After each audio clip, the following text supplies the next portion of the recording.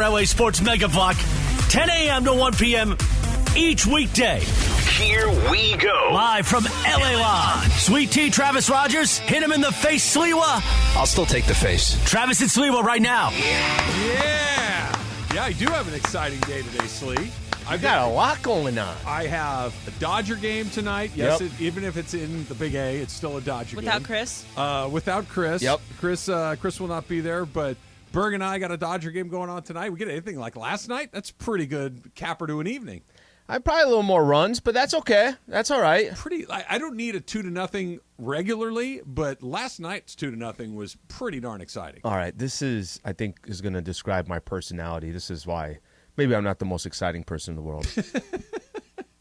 I don't mind 2-0 games. But what if it was all the time? No, you can't do it all the time. Yeah, one a week's fine. I told you I went the Saturday.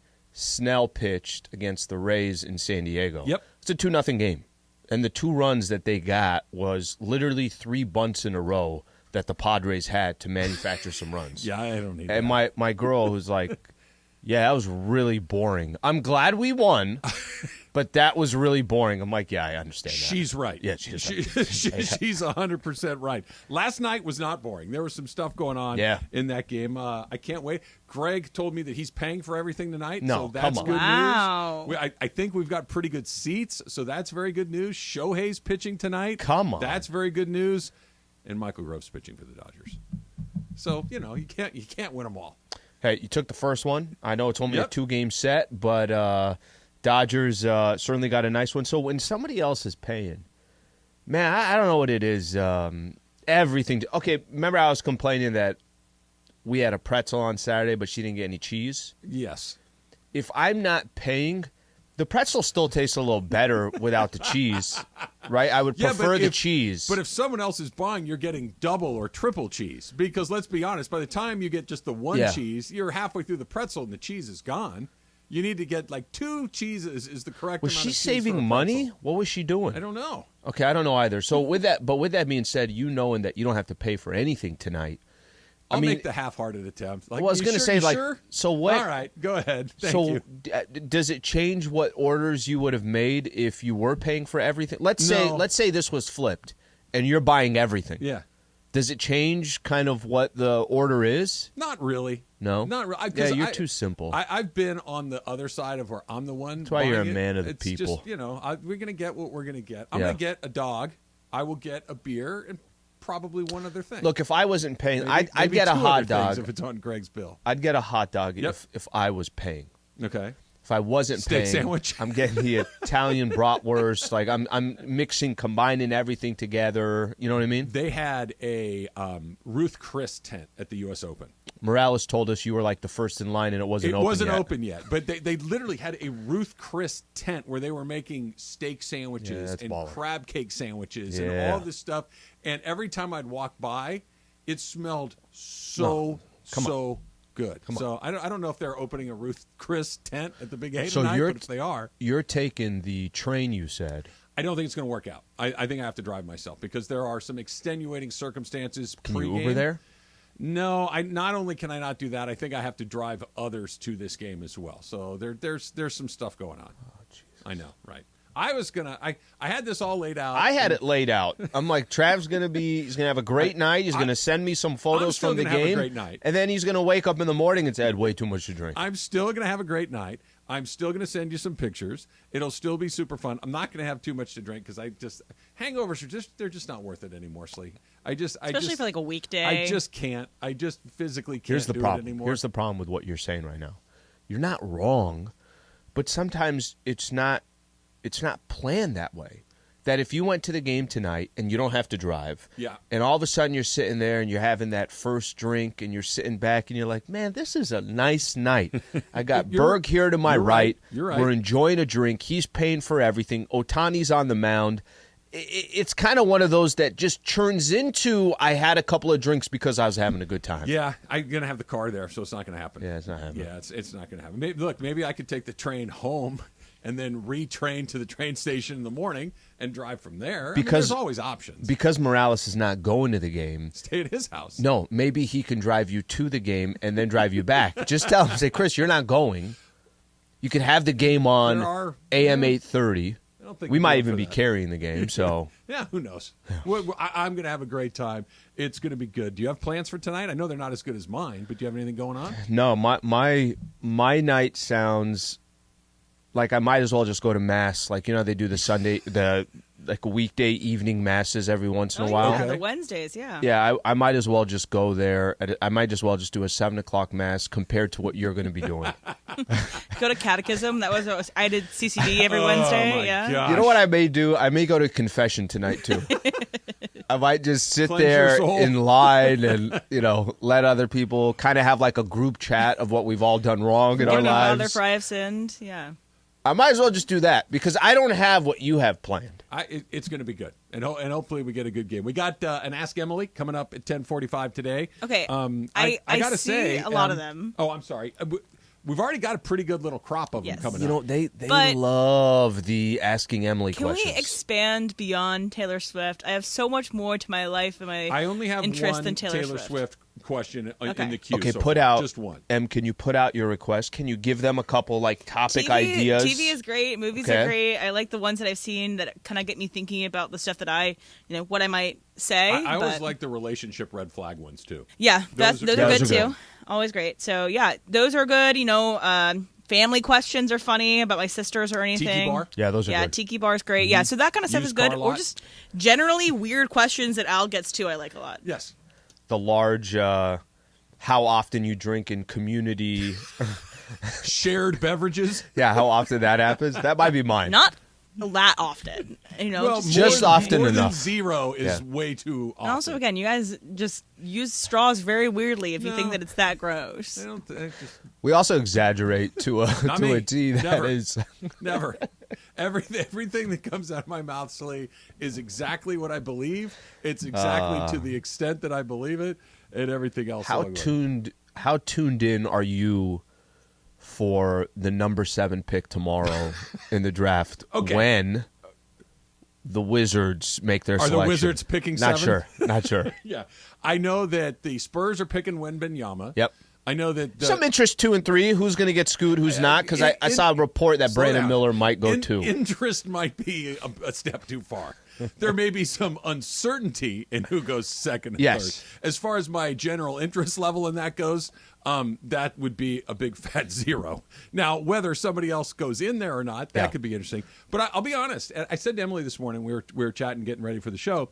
I want to talk about Wembanyama today because I'm going to defer to people that know this much better than I am. And every person that's a basketball scout is saying that he's the best prospect since LeBron James. Yep. That he is as close to a can't-miss guy as we've seen. If you're creating a player which, by the way, I don't agree with that, but all of these things are, he's going to be great. He's going to be great. He's 7'5". He's got a handle. He's got a soft touch. He's athletic. Great. He's a 7'5" KD. Awesome. Okay, if that's what he is, awesome. That will be a transcendent NBA player. I've just seen that maybe not 7'5" like this before, but I've seen those super skinny guys before. Some of them, like Kevin Durant, turn out to be 100% fine, but I just really worry about the hype combined with the body type, combined with the very few, hey, this guy's the next big thing that actually hit. You can count them on one hand. You really, it's LeBron, it's Tiger, it's Serena. I'm sure there's some other ones out there, but he's not going to miss. I've seen Chet Holmgren. Is it him? Chet Holmgren was the number 2 pick, and he has not played a game yet. And his foot broke right away. And maybe it's just bad luck and all this. I understand that, but I don't see it. I see big, strong NBA bodies against this incredibly tall, incredibly thin guy. Yep. I picture Draymond Green elbowing him in the stomach at some point and him never going below the 3-point line again for the rest of the year. I can see this happening. You watch next time they put Wembanyama highlights on TV, and you won't have to wait long. They come up nonstop. Yep. Watch the guys he's playing against. Don't watch him. Watch the guy guarding him. Watch the guy off of the ball with him. There's not one guy out there that looks and has the body of the guys that are all over the NBA. Mm-hmm. And he's still on the perimeter the whole time. I'm just saying that there seems to be a path to me where this is more of Oh, yeah. Why didn't that work then? This is a slam dunk, can't miss LeBron James type prospect. What there is not enough of, which I will tell you, I'm with you on the.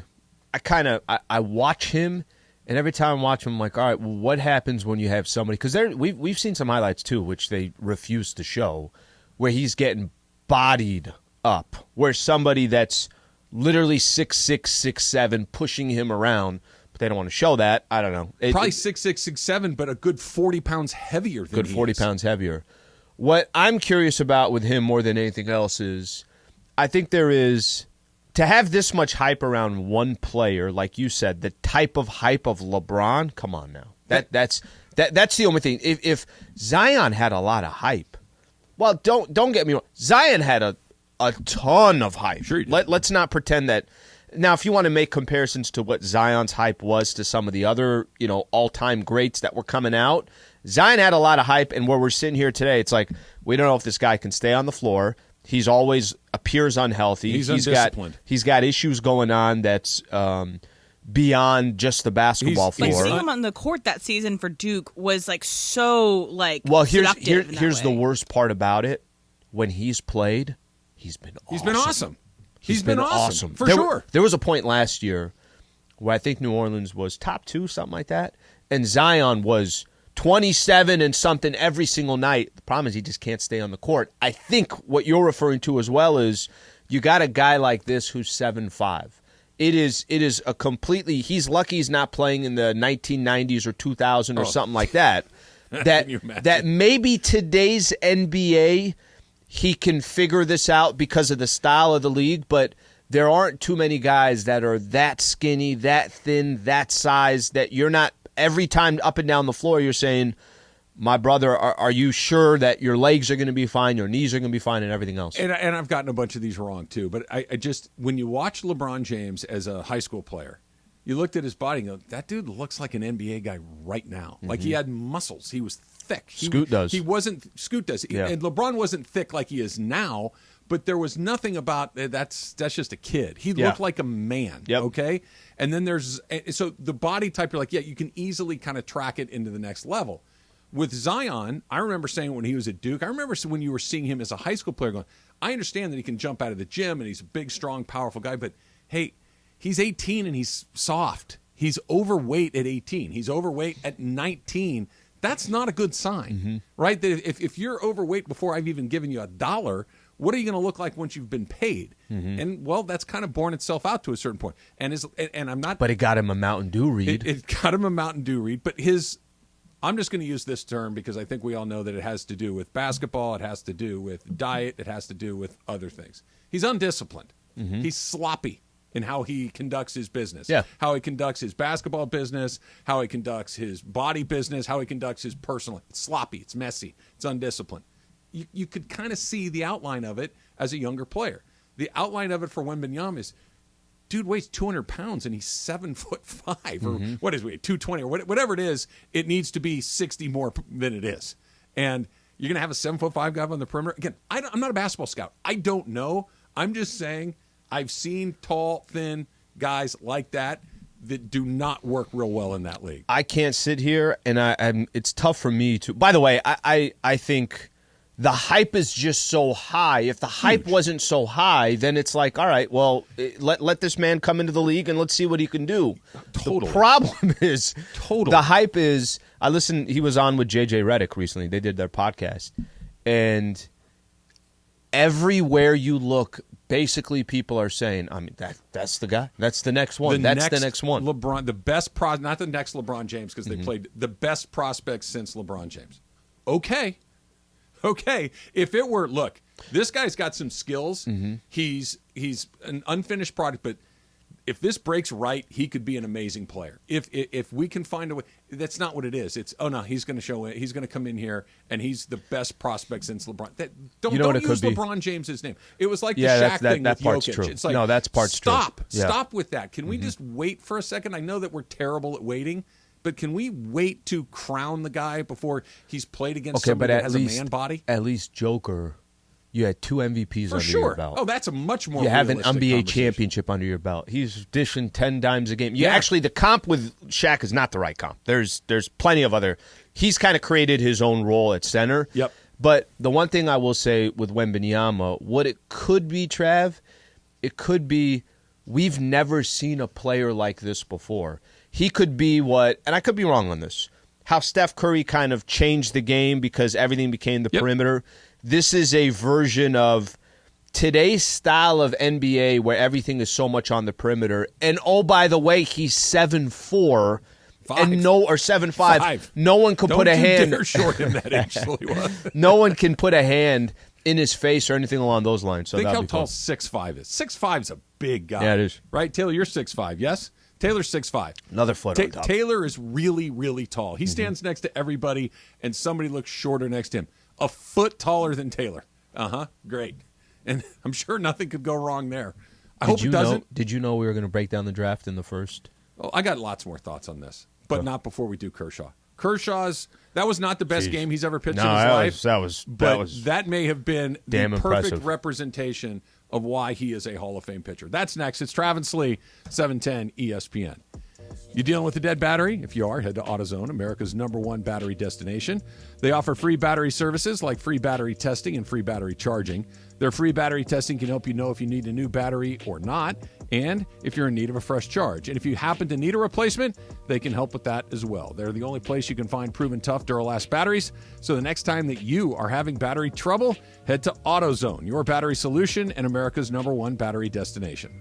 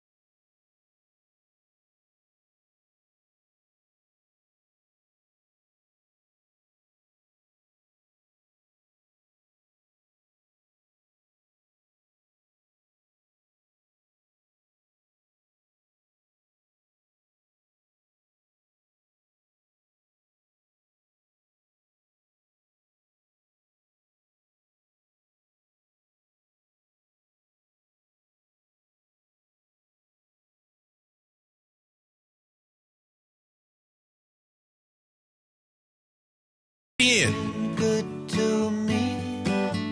Hope it don't fall into the sea. I don't know this one, Taylor. What do we got here? This is Tom Petty, California. I don't know this one, Slee. I don't know if I've heard this one either. Just feeling a California mood, a petty mood. What do we got going? Really in there, nice Taylor? song. I'm just feeling nostalgic a little bit this Okay. morning. Yeah. All right. Are you nostalgic this morning, Slee? I'm feeding off of Taylor's Nostalgia? Yes. What are you nostalgic about right now? Taylor. All right. Well, sure. Why not? I don't know. I've been playing a little homesick too recently. I don't know. There's like weird stuff that you're like, this is all these things that are like bring up, and I have like a playlist, probably similar to Taylor has something, but I listen to that's like all these things that are like my homesick playlist of like, oh. What do you miss about home?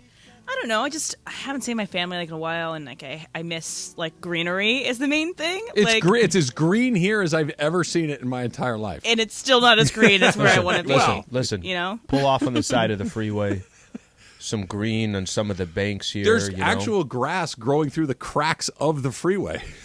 Like it's been so wet and so just oddly cool here. I'm going to bring a lawnmower. You could mow. Right as I go over the LA River, there's this strip of grass that's the healthiest strip of grass. It's in the middle of the freeway.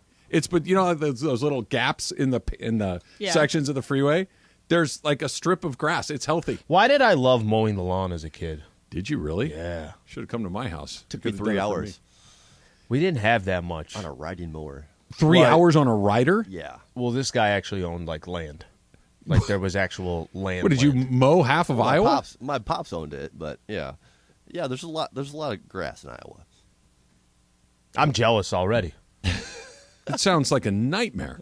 Well, if he's just sitting there riding whatever. 3 hours. You're chilling. Yeah. Mine would take like 15 minutes. Did you have a rider? Yeah, a little patch out front of your house.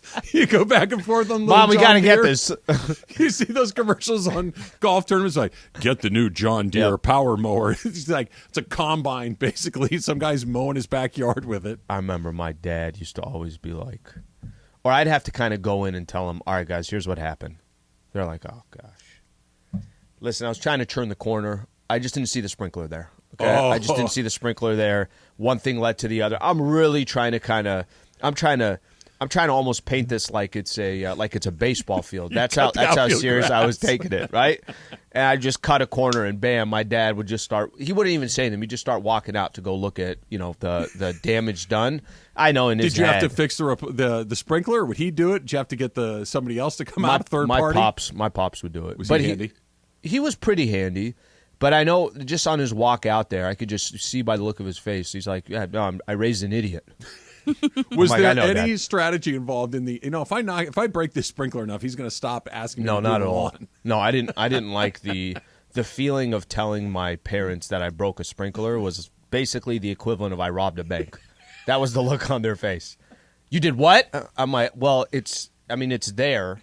And if we spend a little bit more money, we get the sprinklers that actually go down, but we don't. We're getting the ones that are sticking out of the grass. Were they the plastic? Remember those old metal ones, like in the summer, if you stepped on it, basically cut your foot off? Mm-hmm. Those one, it had that little indentation in the middle of the sprinkler that was literally, it was razor sharp. Like if you stepped on it with a bare foot, it would just slice open the bottom. Did you have those or the plastic ones? I think we have the plastic ones. See, you should have invested in the metal ones. You could hit it with a tank and it wouldn't break. Yeah, all my family looked at growing up, by the way, still to this day, they just looked at the price. That's it. Like nothing else mattered. Like whatever it was, if it was. Were they a go cheap or let's buy the good thing once and then we don't have to replace it? Definitely the go cheap. Really? Oh, but then you have to buy it over and over and over again. Yeah, and every time they'd be like, well, I saved $1 at that time, and then down the road, save another $1. All right. Nobody talked like that, by the way. But. Yeah, I did. It's funny. I've never really thought about it, but that's not how I envision your folks sound. Yeah, definitely not. Just a lot of yelling in Arabic. I don't picture him talking to you like that. So you broke the sprinkler again? So we got to save me another $1 down at Home Dad wouldn't Depot. even say anything. He'd just go outside like, I raised an idiot. Oh, man. But I'm going to get my dose of greenery next week. I'm going to be in Denver for a week. Oh, very week. nice. So nice. I'm going to do the show remotely on the last 2 days of next week. And then I'm going to go to Red Rocks. I'm going to go to do some 4th of July experiences in Denver. And I'm going to visit my best friend from high school. Okay. She lives there. And then my best friend from college just happens to be in Denver at the same time. She's seeing a Dead & Company show. And so I'm going to get to see her, too. It's going to be a good time. She may not come back, Slee.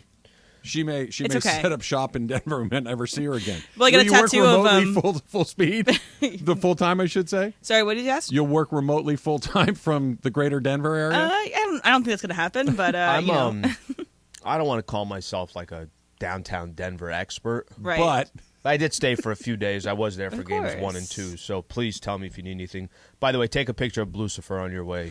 I will. Of course I will. Somebody needs to. You were out that last day when I was leaving, and I took a picture. It was on a Friday. Oh, okay. And Yates was in. And it was the same thing. The Blues are very this. I'm like, oh, Jesus Lord, here we go again. So I took a picture and sent it to Yates and Emily so that I was preparing myself in the Uber. I'm like, which side is it on? He's like, to the left. I had to move off the taxi. I'm like, can't you totally picture Slee's utter disinterest in this? But it's like, I just want these idiots to leave me alone about the stupid blue horse. Just which side of the car is this thing going to be on so I can get these people off my back? So is that about what it was? That was my entire thought process. And then when I saw it from far, I'm like, that's kind of cool. What's going on over here? Why didn't somebody tell me slow about down. this? Somebody should have mentioned something to me about the giant blue horse outside the Denver airport. All right, Clayton Kershaw it wasn't the best game he's ever pitched. Like if you're going to say the perfect Clayton Kershaw game is, multiple strikeouts, maybe his no-hitter, just a, dominant 9-inning complete game shutout. You're getting the W. There's not real much of a threat. All of that. But last night was maybe the quintessential Kershaw performance. The team was scuffling. Mm-hmm. The team had not played well in a couple of weeks. The team has not gotten any length out of their starting pitching. You just got swept by your number one rival, the San Francisco Giants, kind of decisively. It was not a particularly competitive series. Your bullpen has been a garbage fire more or less the entire season. You have to pitch deep into the game. And against, by the way, pretty good Angels team. Yeah. A pretty good Angels team that has been hot of late. Playing good baseball. And you go out there and you throw 7 innings of shutout baseball. You get out of a second and third, nobody out jam in the 7th inning when you're already at about 100 pitches. You're at the end of the line. You know you're getting left out there. They're not going to the bullpen in that situation. You've got some really dangerous guys like Trout and Ohtani on that team, and you deliver that. Mm-hmm. You get out of that second and third jam with nobody out, with no runs. I'm watching the game like, just get out of this with 1, and you're fine. Get out of He gets out of it with none. Freddie Freeman was talking about it, saying, I honestly didn't expect him to give up a run in that situation. I've seen it happen too many times with him. He digs in. He gets it done. He hands it over to the 2 relievers on this team. Ferguson, Phillips, that you probably have the most faith in, Phillips in particular. And you get the must-win, gotta-have-it game on a night where there's a playoff atmosphere in the building. It was the quintessential Clayton Kershaw performance. It was terrific. You had, it's funny, in that 7th, listen, I was waiting for, and if you and I were sitting here today, and the Angels just got a simple fly out that scored in a run, and listen, even the 2 runs that the Dodgers got, you needed... Got a little lucky. Michael Busch kind of hop over. Okay, it happens. You got the runs. But I was waiting for, why'd you leave Kershaw in that situation? I was waiting for the... and I get it. It's not like you have this lockdown bullpen where you're saying to yourself, you did everything you can. Let us help you get out of this mess. I think there was going to be – I was kind of just waiting for – it's going to be a lot of criticism to go towards Dave. Why are you keeping him in the 7th inning? You think so? Second and third, nobody out. Yeah, second and third, nobody out. Right. And bases loaded with 2 outs. The second and third with nobody out for me is kind of that, all right, well, he's clearly – and it's not like he's at 85 pitches or something along those lines. 95. I just thought that if Kershaw comes out of the game in this situation, maybe you brought in Evan Phillips early because that's kind of the position he's been. Let me put out the fire. Mm-hmm. But Kershaw, for it to be Kershaw that got out of the inning, did not give up a run, it's not just symbolic for 1 inning. No. It's symbolic for the season, his career. They need Clayton Kershaw more than any time so far this year, and he came up in the biggest situation. It never crossed my mind that they were going to take him out right there because it was him. If it were Bobby Miller, if it were Gavin Stone, if it were Michael Grove, if it were Tony Gonsolin, any of those other guys in that situation, probably like, all right, let's get him out of here and maybe go to Phillips or whoever else. That we're at the end of the line, they're hitting him a little bit. But with Kershaw, and especially the way he's pitched, he was locating like he was really good last night. They got a couple of hits. It's the big leagues. They're going to get a couple of hits, but they were at the bottom of the order was coming up. It's that's actually that's the biggest part. Okay, you think it changes if it was the heart of the order coming? I don't. Not with the way that this season's going. Not with the way that he was pitching. Not with the way that your bullpen has performed this year. It never really crossed my mind that they were going to go there. What did cross my mind is what you do in the 8th and what you do in the 9th and who you put in those 2 different situations. We'll get into that next. It's Travis Lee, 710 ESPN. Hey, if you get hurt in an accident, you got to call Sweet James. 1-800-9-MILLION. That's the number. 1-800-900-0000. 1-800-9-MILLION. That's how you call Sweet James after you get hurt in a motorcycle accident, truck accident, car accident, dog bite, whatever it might be. And when you make that call, here's what you're going to get. You're going to get the peace of mind. I can speak to that firsthand. After talking to Sweet James, after my family's been involved in accidents, you just know that you have an expert on your side, somebody that knows the insurance companies inside and out, used to work for the insurance companies, somebody that's got the experience, nearly 20 years of experience, and, of course, that winning record, right? Over $1 billion collected in settlements since he got going in this. That's why you want a firm like Sweet James, somebody that is driven by their passion to help their clients. Best attorneys in America. That's what they've been awarded. What else do you need to know? Call Sweet James if you've been hurt in an accident. 1-800-9-MILLION. That's 1-800-900-0000 and sweetjames.com.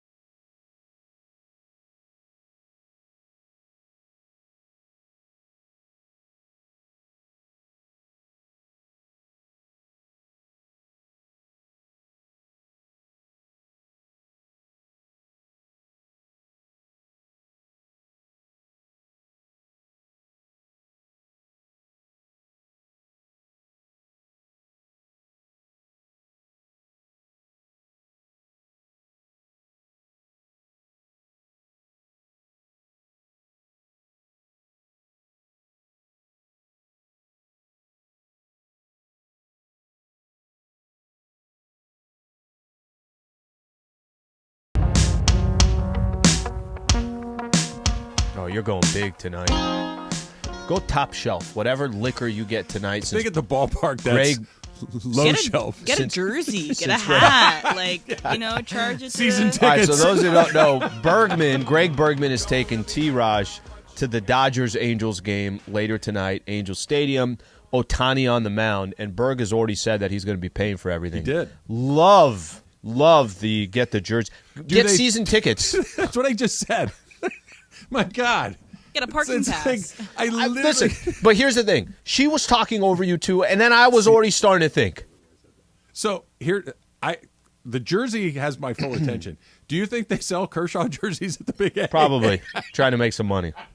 Trying to run a business. Here's what it is. You go into the team store, right? I know that they have a team store. They probably have a blank Dodger jersey, right? It's just a Dodger jersey, and I get the number 17 put on it with Ohtani on the back, and I'll wear that tomorrow. Okay, that's a really good idea. Right? What I think one time I saw on Twitter, I could be wrong on this.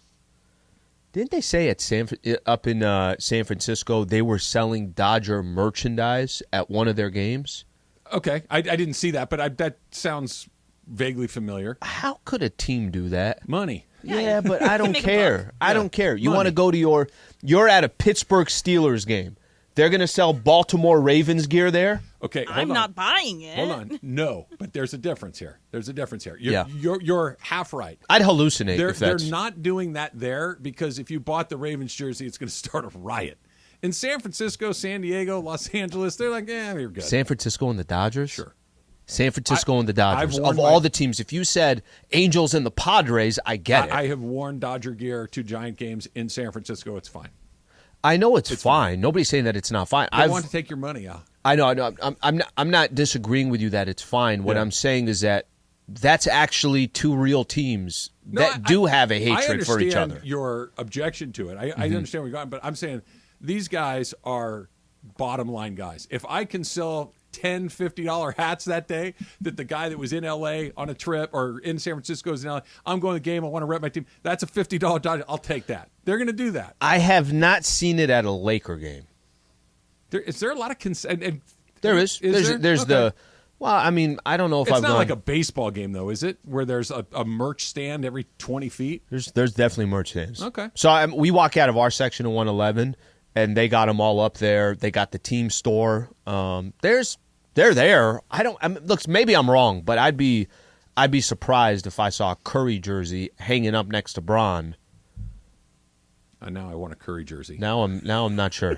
now I'm doubting myself. Now you're trying to search your memory banks along the way. All right, let's go back to Kershaw for a second, who was just terrific last night. That was his 15th start of the year.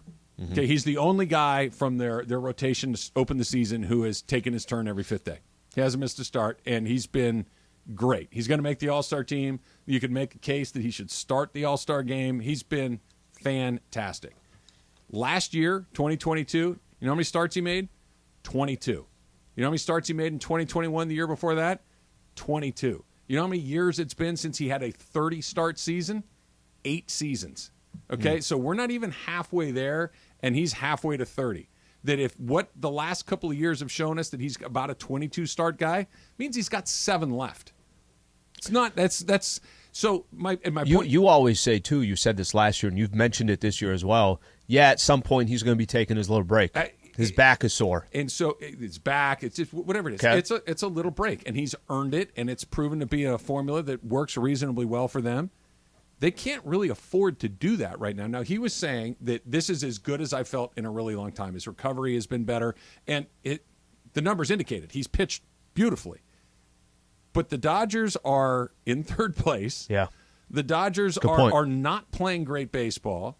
They need him to take the ball every fifth day. If they give him his rest or his back flares up or whatever we want to, a break, can they stay in it? Do they get buried? It's a weird catch-22 because if you pitch him every fifth day until he breaks, then you probably don't get him in the postseason or you don't get the best version of him. If you wait and hold him back and try to get him at his best for September and beyond, then maybe you're in a position where you don't get to use him at all. It's a weird spot. I think this is the only thing they could do. I think as of right now, if he's saying in his quotes, I don't really feel bad this year. Maybe in the last couple of years it's been worse, but this year I actually feel pretty good bouncing back. I've been doing my best to try to figure out how to manage workload and things like that. The one thing I will say is I think for him, maybe you get Julio in the next couple of weeks, right? Maybe you're going to get some guys back that will open up an opportunity for you to look at Kershaw in the next 30 days and say, okay, Clayton, we know you've done everything you possibly can. We got a little help now. Because right now the reality is every single night that help isn't there. You don't know what some of these youngsters are going to do. If Bobby Miller goes out in his next start and gets hit again for 5, are you surprised? No, it happens. That's the surprise was you started out 4-0. Maybe some of these other guys can pick up a little bit of the slack, but you can't really depend on these younger players. I think as they get healthy, and hopefully in the next 30 days there's an opportunity for Kershaw to say, okay, now I don't need to sit here and try to get to 30 starts this year or whatever the case is. Because I do agree with you. That will come back, period. What it does too, Al, is he's one of the few guys that you can count on to pitch you into the 6th and 7th inning on a somewhat regular basis. Even when Julio was pitching well, he wasn't taking you super deep into games. Tony Gonsolin never goes deep into games. Bobby Miller, if you get 6, it's a pleasant surprise that you need a guy that takes the most important thing that happened last night, other than them winning a game, is they had a night where they only had to get 2 bullpen innings. After a night off, they played a night. They get another night off on Thursday. So this is a week for them to kind of get to reset that pen a little bit. And he let them do it because when you're, first of all, they got a bullpen day in the calendar anyway. Yeah. You've got guys like Michael Grove, who if you get 3 or 4 innings, you're probably pretty pleased with that. Yep. You're so depleted that him just not being the guy that can do 6 or 7 innings on a quasi-regular basis, it's devastating to the bullpen. And the bullpen's already bad. Okay, let me ask you this: if last year's bullpen was this year's bullpen, and they were just he's already had his feet up for a couple of weeks at this point of the season. Not even just a couple of weeks. You're also, let me use last night as an example. How many innings is he pitching last night? 6? No, because it was a tie game. They would have let him roll. Last night whether the bullpen was lights out or whether the bullpen was this bad bullpen, he went exactly what he needed to because it was a 0-0 game. And Detmers, by the way, he was dealing too. Yeah, he was. He was terrific. He was. And they needed every one of those zeros. They got a little break on a call. You and I, okay, look, Dodger fan here, no surprise.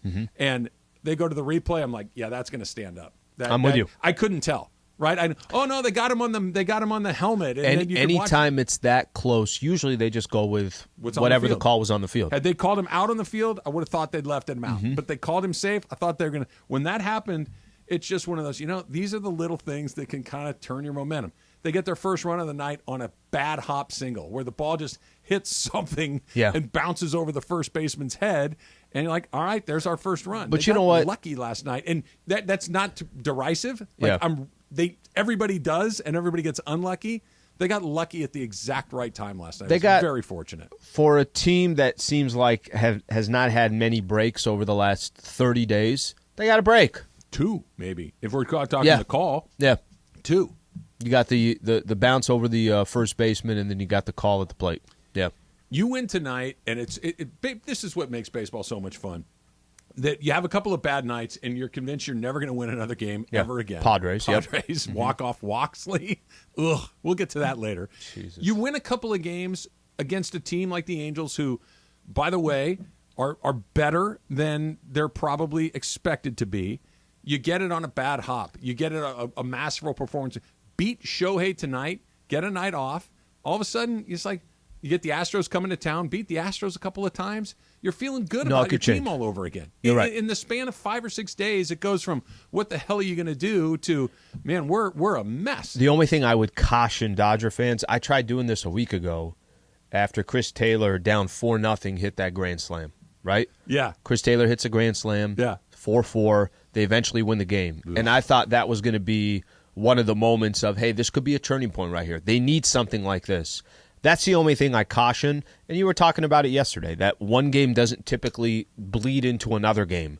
With that being said, I wouldn't get too excited. Dodgers won a game yesterday. You got an incredible challenge tonight. Well, that's the thing. Like the game tonight, who's going to, if you just had to place a bet on this team, on this game, you're betting on the Angels. Of course you are. It's Ohtani against the Dodger bullpen. That's not a hard decision. That's momentum in baseball is, who goes next? Oh, Ohtani, momentum to number 17. And he didn't hit a home run last night, which means he'll probably hit 2 tonight. That's just what he does. He'll probably hit 3. He might. Big E writes, will Trav buy a rally monkey with Berg's money and surprise Slee with it on Thursday? I should come in with a bunch of rally monkeys. Yeah, it's on Greg. Rally monkeys. Do they do towels and anything? Thunder sticks. Remember the thunder? Dippin' I don't know if they still do that. Yeah. They should sell Dodger rally monkeys at Angel Stadium. The monkey and the Dodger blue rally monkeys. Have them right next to each other. Toyota out in the field. Sold on all of it. Ask Emily. Coming up next, it's Trav and Slee, 710 ESPN. All right, want to talk about Sierra Subaru Monrovia. Always set me up with the different type of Subaru models that they believe is right for me and my lifestyle. They certainly can do the same thing for you. Want to point out the last car that I've got to drive with Sierra Subaru Monrovia. I went out to Joshua Tree for a couple of days and got to enjoy the 2023 Subaru Ascent. What a beautiful car. The Ascent has 3 rows. room for up to 8 passengers, a fantastic SUV.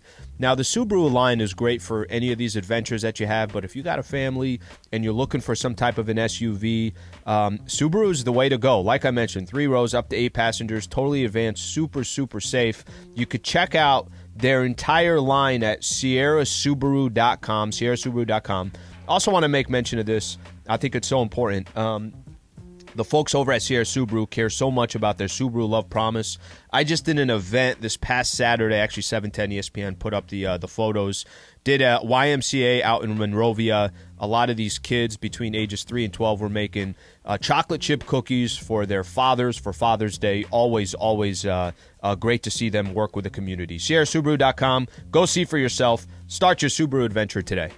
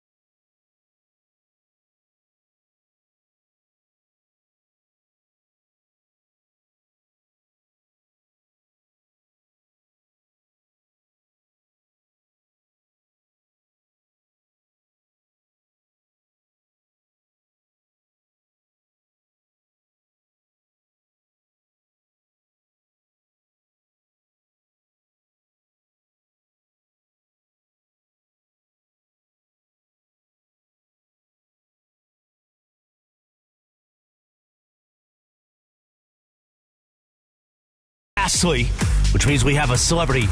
And today, it is time for producer Emily to get in the chair. Ask Emily. And Ask Emily today brought to you by our friends at Harrah's Resort SoCal. Find your funner state of mind with a visit to Harrah's Resort SoCal. Voted best resort in funner California. From dining to unwinding, you'll find fun around every corner. Learn more at harrahssocal.com. Let's do it. Ask Emily right now.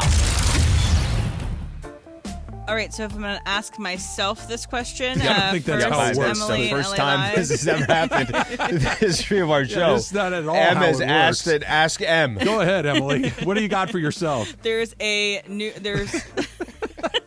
on July 21st, there are 2 big movies coming out. So it's Oppenheimer and Barbie. And so I've been asked several times by knew people, that already. what's the correct order in which to watch it? So either Oppenheimer first, which is going to be sad, depressing, Why? but massive. Why would that movie be sad and Or depressing? Barbie first, because I'm excited more about Barbie and like really excited about that movie. But to watch the second, it's ending on a high note. So I'm going to watch it in order of Oppenheimer first, then Barbie. Do you tweet yourself questions Of course. that you can then go to? I should have tweeted from a burner, and I say, "Oh hey, Yeah. ask But Emily." call it Emily's burner. Emily A. from That's awesome. Hey, lay. That's pretty funny. See whichever one you think will be better. See that one second. Yes, and I also tried to get the tickets this morning because they came out and it crashed the Alamo website. Like that's how excited people are to get the Barbie movie. So. Well, okay, so that British server that may inform our first. And Emily, this is typically how it works, where the listeners will ask you really? things. Oh, okay. This is my favorite moment of any Ask Anything we've done. Is she started with her own. Unless you have another one you'd like to ask yourself. No, go ahead. Give me as many as you want from other people. That'd be awesome if she did. It's a whole list. Yeah. Just a 9-minute monologue. And what do you think of your sister? This is from. Yeah, let me tell you what your problem is. Cap from Whittier. One's got to go. Pizza, alcohol. I thought you were going to pick us. One's got to go. Yeah, Taylor, Travis, or Slee. Oh, my goodness. Pizza, alcohol, or movies? One's gone forever. Alcohol. Probably my life would probably be better for it. Really? I think Pizza, that alcohol, Pizza's or movies. great, but there are other great things to eat.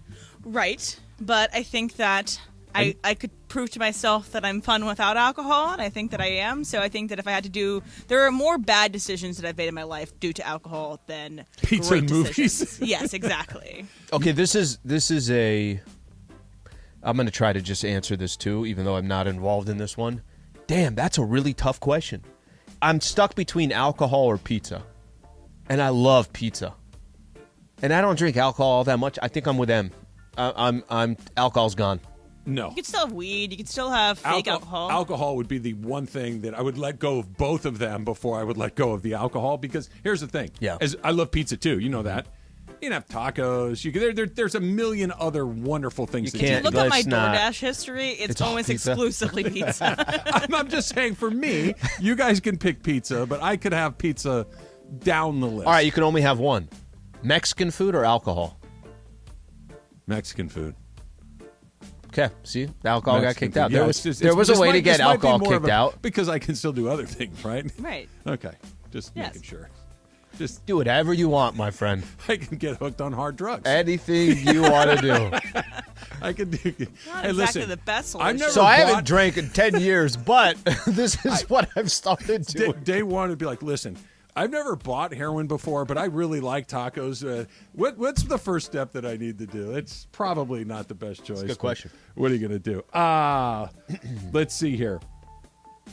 Philly Phil writes, you start hanging out with a guy you really like. However, you find out that he's either much younger than you or much older than you. What do you do?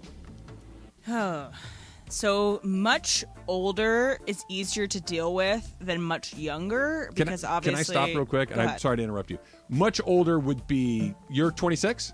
26. 26. So is 10 years older? 36 older than you? Much older? Yes. 36 to me is much older. Anything above like 32 right now, I think would be much older for me. What if some 19-year-old you met, you really like? Yeah, no, who brought Cheez-Its to the beach? It would be really difficult, I think, to go younger. I think it'd be really difficult at this point to go younger with how old I am, because I think it has to be over 25, honestly, for me, because that's when I think people try to kind of find who they are. Because I feel like between that, especially for men, there's a lot of figuring yourself out between. But what if he's let's say he's 19, really cool dude, and is really good at Madden and plays a lot of Madden all day? It doesn't. That sounds. Let's really just great. think about. Are video games a deal breaker for you? How good he is at Madden. I just don't really care for. It's not a seller. And it's not a detractor. It's very much like, oh, that's a hobby. Okay. But he's really good at Call of Duty. What if one of these said, hey, I'd like to go see Oppenheimer on Friday, and he's like, got a big Madden event planned, can't make it. We're done? Yeah, it's done. It's not done. I just think that it's like, okay, then I'm going to go see the movie. I don't know. I think that people can love video games and still be a fine person and be great. I think it's just, it's all situational, but I don't think that would be the deal breaker. All right, here's another one. Daniel Tapia writes, worst guy at the party, the one who gets facts wrong or the one who constantly gets movie quotes wrong? I think facts. I agree with that. I think movie quotes, I might not even remember it exactly right, but I think facts is something that's like, I don't know, you can look that up right away. Like, I don't know. Sometimes a movie quote being misquoted wrong is part of its history, too. People quote things all the time wrong. But yeah, I think it's the fax is worse. The fax one kind of goes back to Sliwa when I was at that Dodger game, and the guy next to me started saying things. It's like I have a decision to make. Still one of my favorite stories. I can either you've ever correct told. this person and be that guy, which is not the guy you want to be. You don't want to be the guy correcting people either. Or I can just let it go and know that it's going to be a little scratch in the back of my brain for the rest of the day. My favorite was that wasn't a seat, and he was by himself. He was fine. He just hung out the rest of the day. Hey, what about that? Charlie Huff had a curve, right? No, Charlie Huff was a knuckleball. Can you just... Yeah, sure, he had a curve, even though he probably didn't throw one in his entire life. You can only pick one the rest of your life. Chicken or beef? That's actually interesting to me. I think that I would choose probably chicken. I guess it's like better for you in the long run, and I think it's really versatile. I think I've had bad beef things. I haven't had a lot of bad chicken things, so I think I'm gonna go chicken. I know that's kind of bland answer, but I go chicken. No, I think you have to. I'm with you. Like I love a good steak, right? But I can't have steak 6 days a week. You wouldn't look like that if you did. That's for sure. Okay, Jojo Shabadoo. Who deserves a longer prison sentence? People who put pineapple on pizza or people who think hot dogs are sandwiches? Both. I just don't really want to have the conversation with either. So what's the first one again? Pineapple on pizza. I think hot dog as a sandwich, but I just think that both are just stupid, inane conversations that we can all retire now. I think that both should go to prison because they can all talk about their stupid conversations the Emily together I in was prison. waiting for. Pineapple on pizza is not that bad. It's not my first choice, No, but it's fine. it's not the idea of pineapple on pizza. Whatever. I take the pineapple off. It's the I'll eat the pineapple separately It's the before freaking conversation about it that every person on a Hinge profile or a Bumble profile think that they're so unique by having this as one of their prompts. No one cares. It's a stupid debate, and we can go on. You seem to care a little bit. you seem I to care. Taylor, show some respect. Turn around when she's talking. You seem to care more than me and Al. Because look, there's some answers she gave that were because you are not on dating apps. You guys do not realize how prevalent this is and how stupid it is to put it on there. There's some answers she gave very politically correct, calm, quiet, cool, collective. That's the Emily I was looking for. I didn't know it was going to come from this question. You never know. You never know. One more. If you had the power to bring back drive-in movies, would you do it? That's from Crypto Ray. They do still exist. It's just that the prevalence of it, yes. You can still go to drive-in movies. Is there one around here?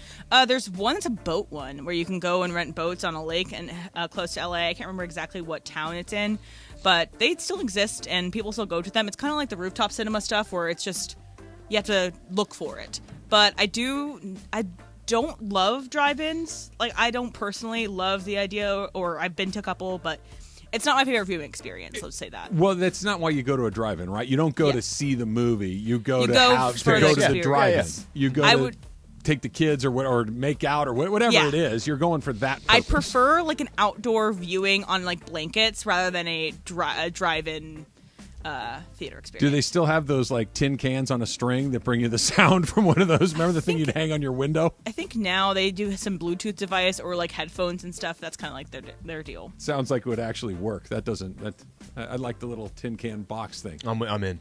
Do you remember that thing? No, actually, not that. So think of like a McDonald's drive-through speaker that they would hang on your window on the inside of the car. Yes. Yep. And the entire movie is like this. Can't even understand any of the actual movie. And you're not really there to watch the movie. You're there to do other Also, things. someone asked Last of Us or Walking Dead, and Last of Us because I haven't watched The Walking Dead. I couldn't get to the first episode, so she tweeted that. Last of Us is great. I did not tweet it. I was just going to say she it. both opened and closed Ask Emily with her own questions. That's the best. By the way, fill in the blanks. that's the new standard. I was going to say no. This is gonna when it's anytime it's an Ask Em, we need that in the beginning and that at the end. All right, Ashley is brought to you by Harris Resort SoCal. Get in a funner state of mind with a grown-up getaway to Harris Resort SoCal. From dining to unwinding, you'll find fun around every corner. Let's go to the website, harrissocal.com. That's harrissocal.com. All right, the Lakers actually have a first-round pick in tomorrow night's NBA draft. Are they going to pick or are they going to move? That's coming up next. It's Trav and Slee. Also, Let me ask you again, and pay attention to this because this is an unbelievable opportunity if you know a high school junior or senior that is excelling in the classroom and is out in the community doing things like volunteering, mentoring, donating time at local charities, and anything else that you might be able to think of. Well, we are teaming up with Rotolo Chevrolet and Capozio Buick GMC to give back to that community. 10 high school juniors and seniors will be awarded $250 in cash and a VIP experience to our All-Star Friday night event on July 14th. All you have to do is go to ESPNLA.com and nominate them today. Literally, go do it right now. Go do it today. You know somebody in your community that's great in the classroom, great in the community, and you think they deserve $250, go nominate them right now at ESPNLA.com, and they'll be recognized as our community All-Star students at our All-Star Friday night softball game on July 14th. This is a once-in-a-lifetime experience that they will absolutely remember forever, and they get a little bit of cash as well. Come visit Rotolo Chevrolet and Capozio Buick GMC and see what all the fun's about.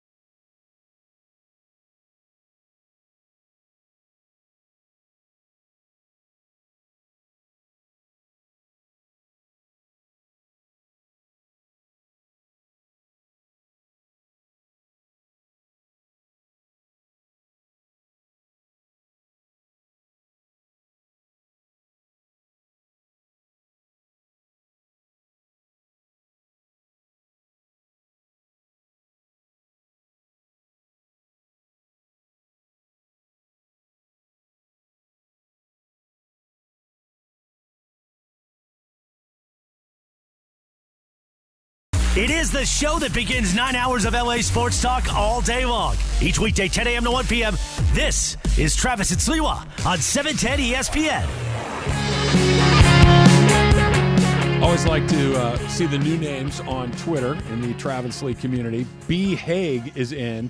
And Emily, I think this is directed at you, but you're not tagged in it. It says, using boats is not a drive-in. I mean, what is it, a sail-in, a motor-in? It's the same idea. If you're sitting in a vehicle whilst a watching a conveyance? movie, then I think that would say that it's a drive-in, a boat-in, or whatever it is. I mean, it's a similar concept. It's you the same have thing. you have the little remote Bluetooth thing in the boat with you, so you can see the movie.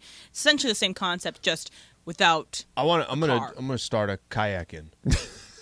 Where sure, go ahead. Yep, we start about 100 yards away, and you got a kayak over to there, and it's just exclusive theater. Are you a boat guy? Do you like a day on a boat?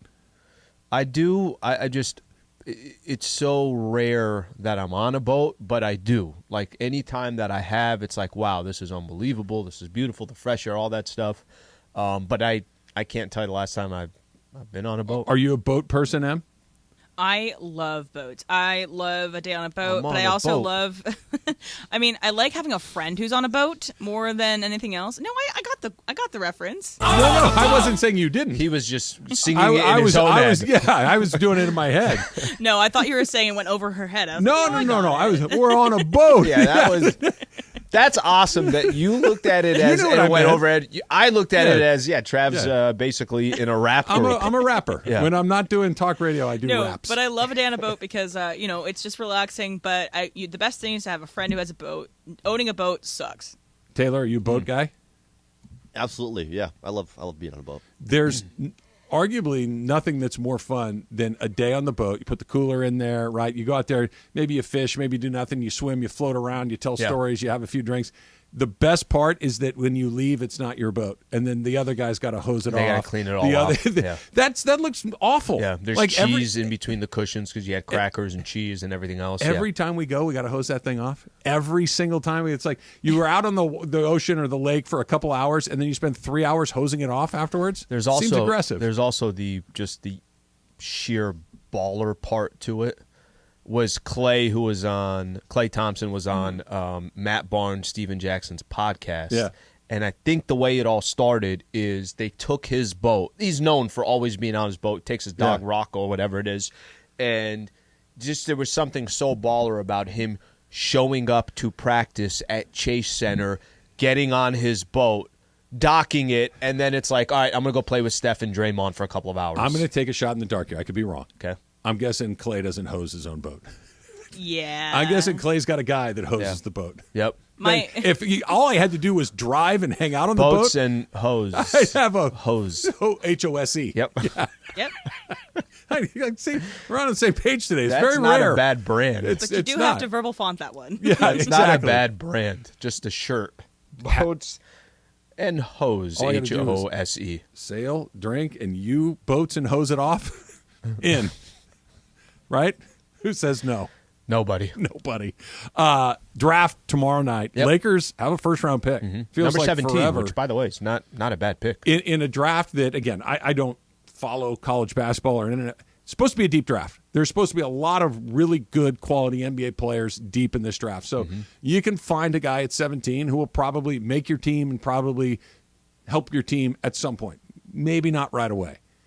They've done a good job, by the way, with the picks that they've had. Sure. Where they've able to kind of identify guys and get the best out of them. They've probably done better in the back half of the draft than just about anybody else. That when you're finding Josh Hart, you're finding Kyle Kuzma, you're finding Caruso's, you're finding Reeves and as undrafted players or whatever. But they're Max not. Christie, I think, has got a lot of potential. Right. Yep. You're not having to pick in the top 5 to find a guy that's impacting your team. They're able to find these guys elsewhere. The Lakers are also built on the back of a guy who's going into year 21. Mm-hmm. You're also built on the back of another guy who doesn't seem to play a lot of games. When he plays, he's really good. We're talking about Anthony Davis, obviously. Do you use the pick for a few, like, hey, this guy can help us in 2025, 2026, or do you use the pick to go get something that can help you for this upcoming season? Do you pick or do you flip it for something that is a short-term addition to a team that has a window that's open but is getting smaller by the season? I really, really do believe this. I really believe that the window that we always talk about that you're in, I'm not saying give up the number 17 pick for something that doesn't make sense. Mm-hmm. I'm saying if you could flip it for a player that's going to help you next year specifically and can address a need that you have, I'm flipping it. And that's what I'm doing with that number 17 pick. Let me give you an example. Remember when John was sitting here and we're talking about Chris Paul, and he was saying, hey, if you trade for Chris Paul, would you give up Malik Beasley, Mo Bamba, and that number 17 pick to go get Chris Paul? Right? That was if you trade for Chris Paul. My answer to that is no. But because you can get him for less? Or if somebody else wants to trade him and take $30 million of your salary, then go get him. I just don't think I would not do that with Chris Paul. But if you're telling me you could trade Malik Beasley, who you clearly did not use over the course of the last... Didn't work. Mo Bamba, who doesn't sound like he's part of your future anyways, and that number 17 pick, but you got Dorian Finney-Smith from the Brooklyn Nets, the guy that was with Dallas, that's a 3-and-D player, more of a 2, but he's a really good shooter and he plays really good defense. Trav, I think you really got to pay attention to the window that you're in. I'm not saying that there isn't value to that number 17 pick. I'm just saying there's going to be a life without LeBron James, and when it comes, you kind of have to address it then. I've changed my mind on this completely. I for the last couple of years, I was, guys, you need to move on to whatever's next. You need to really think about life after LeBron James, life after Anthony Davis. Which is not wrong. I get the concept of that. Because it just felt like they were a million miles away from actually being in it. That LeBron is not going to be getting better as he gets older. The best you can hope for is he kind of stays where he is, which is what he's doing, which is remarkable. Anthony Davis is not getting healthier as he's getting older. That's not how that works. Although that's kind of steadied itself and kind of leveled off a little bit. Slee, we just went through an NBA playoff, 2.5 months, give or take, where the Denver Nuggets were clearly the best team. Mm-hmm. They win the title. Yep. The only team that I really thought, if you ran it back, might, not probably wouldn't, but might have a chance to beat them, was the Lakers. And if you gave them one other guy that could put the ball in the basket, if you gave them one other offensive player, one other guy that could do what we're talking about, then I think it's a different series. I have long been advocating for, you know what, get ready for whatever's next. Get ready for life after LeBron James. I think you just go for it now. I really do. Mm-hmm. I think that you're much closer with this group of guys, with the Vanderbilts and the Hachimuras and Reeves' emergence and even D'Angelo Russell, who I think can be a useful guy in what you're doing. Give it another shot. The future is already kind of hazy because of all the picks that you've sent out. Yeah. Give it one more shot. Go see if you can find whether it's a Dorian Finney-Smith like you're talking about. Buddy Hield, potentially. Go see what you can get for that. And if it's something that you think helps, and by the way, fits into what you're doing. Not another guy's like, well, where's mine? Not that. Mm-hmm. A guy that fits into what you're doing, go for it. Well, I've completely turned around on it. Think about both the players we just named. One is a knockdown sniper, which the Lakers thought maybe Beasley's going to be that. It ain't going to be that. Work. The other one, Dorian Finney-Smith, is I can hit shots, and by the way, I could also play defense. But I think the point that you're making about I like the setup of that. Al, I didn't think that was going to be the case. You didn't think that maybe 6 months ago, before the NBA trade deadline, before the Lakers made the change there. I'll be honest, I didn't even think when the playoffs started that they were there. But to now say, well, you're not that far away from competing. No. And if this window, this could be Bron's last year with the Lakers. It could be. Could be. Right? And whether that's the case or it's not. Could be. If you're sitting in this window of a man's about to be in his 21st year, but still giving you what he's given, and you feel like the rest of the West isn't just going to sit around. The East isn't going to sit around as well. Teams are going to try to improve themselves to chase the Denver Nuggets. I'm with you. God bless that number 17 pick, but if you got an opportunity to move it to go help yourself next year, I say go do it. All comes back to the same old thing, though, right? It all comes back to whether Anthony Davis plays. And if he can play 55 or 60 games, let's go. Mm-hmm. If he's going to play 40, then it's like, okay, now it really depends on who that second guy is. Because LeBron's not going to play 75 games. Mm-hmm. LeBron's probably going to play somewhere in the 50s, right? Does that feels about the most likely scenario? Having that third guy there keeps your head above water, just like when we saw LeBron was out towards the end of the regular season. And they continue to win games. Mm. That Anthony Davis and the guys continue to win games. They just need a few more guys, even with LeBron. And whoever you pick at 17, maybe they're not going to make a huge impact on your team in their rookie year. Even the guys picked 1, 2, 3 rarely make a huge impact in their rookie seasons. Jovan Buha, The Athletic, wrote yesterday there's an increasing likelihood the Lakers deal their first rounder. See what happens. Yeah. Remember, they got 17 and 47. So those are the two picks that they have. They could very easily trade 17 and just move further down. I know the new CBA, the new collective bargaining agreement. There's going to be value to drafting your own players because of how cheap that costs on your roster, but that doesn't start until next year. All right, so the next 30 days might determine what happens to Shohei Ohtani over the next several years. That's coming up next. It's Travis Slee, 710 ESPN.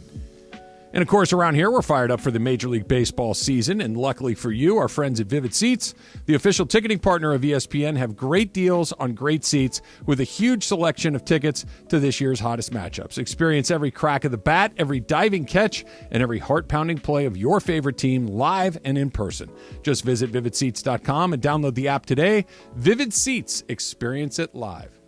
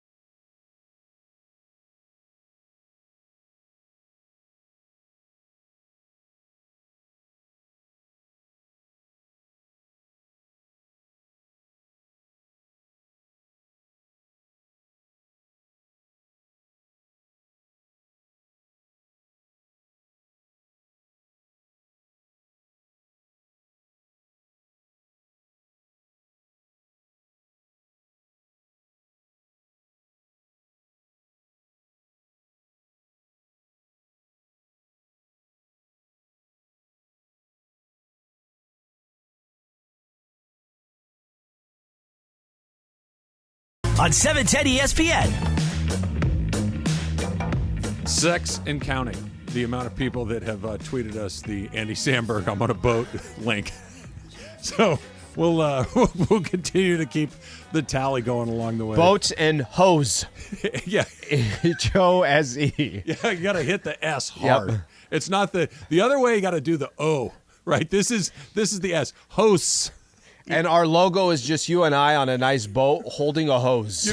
So we got to mix it up. You could be holding the hose, and I'll have it like coiled over my shoulder. Yep.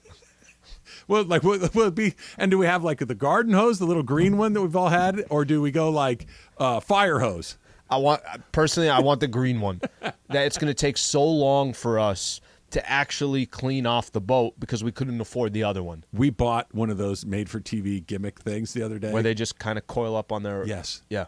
It's amazing. Well, I was going to say, when you say gimmick, it's amazing. I'm thinking that, it ain't going to work.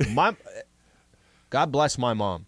But if she had to, so she got one of those a while back, and she wouldn't stop like talking about how great it is. It's amazing. And I'm like, wow, I didn't know my mom gets impressed. So we have the regular hose in the backyard, like the old green one that's been in the sun that gets baked hard. You can't even bend it. It's like basically straight. It's like a piece of pipe.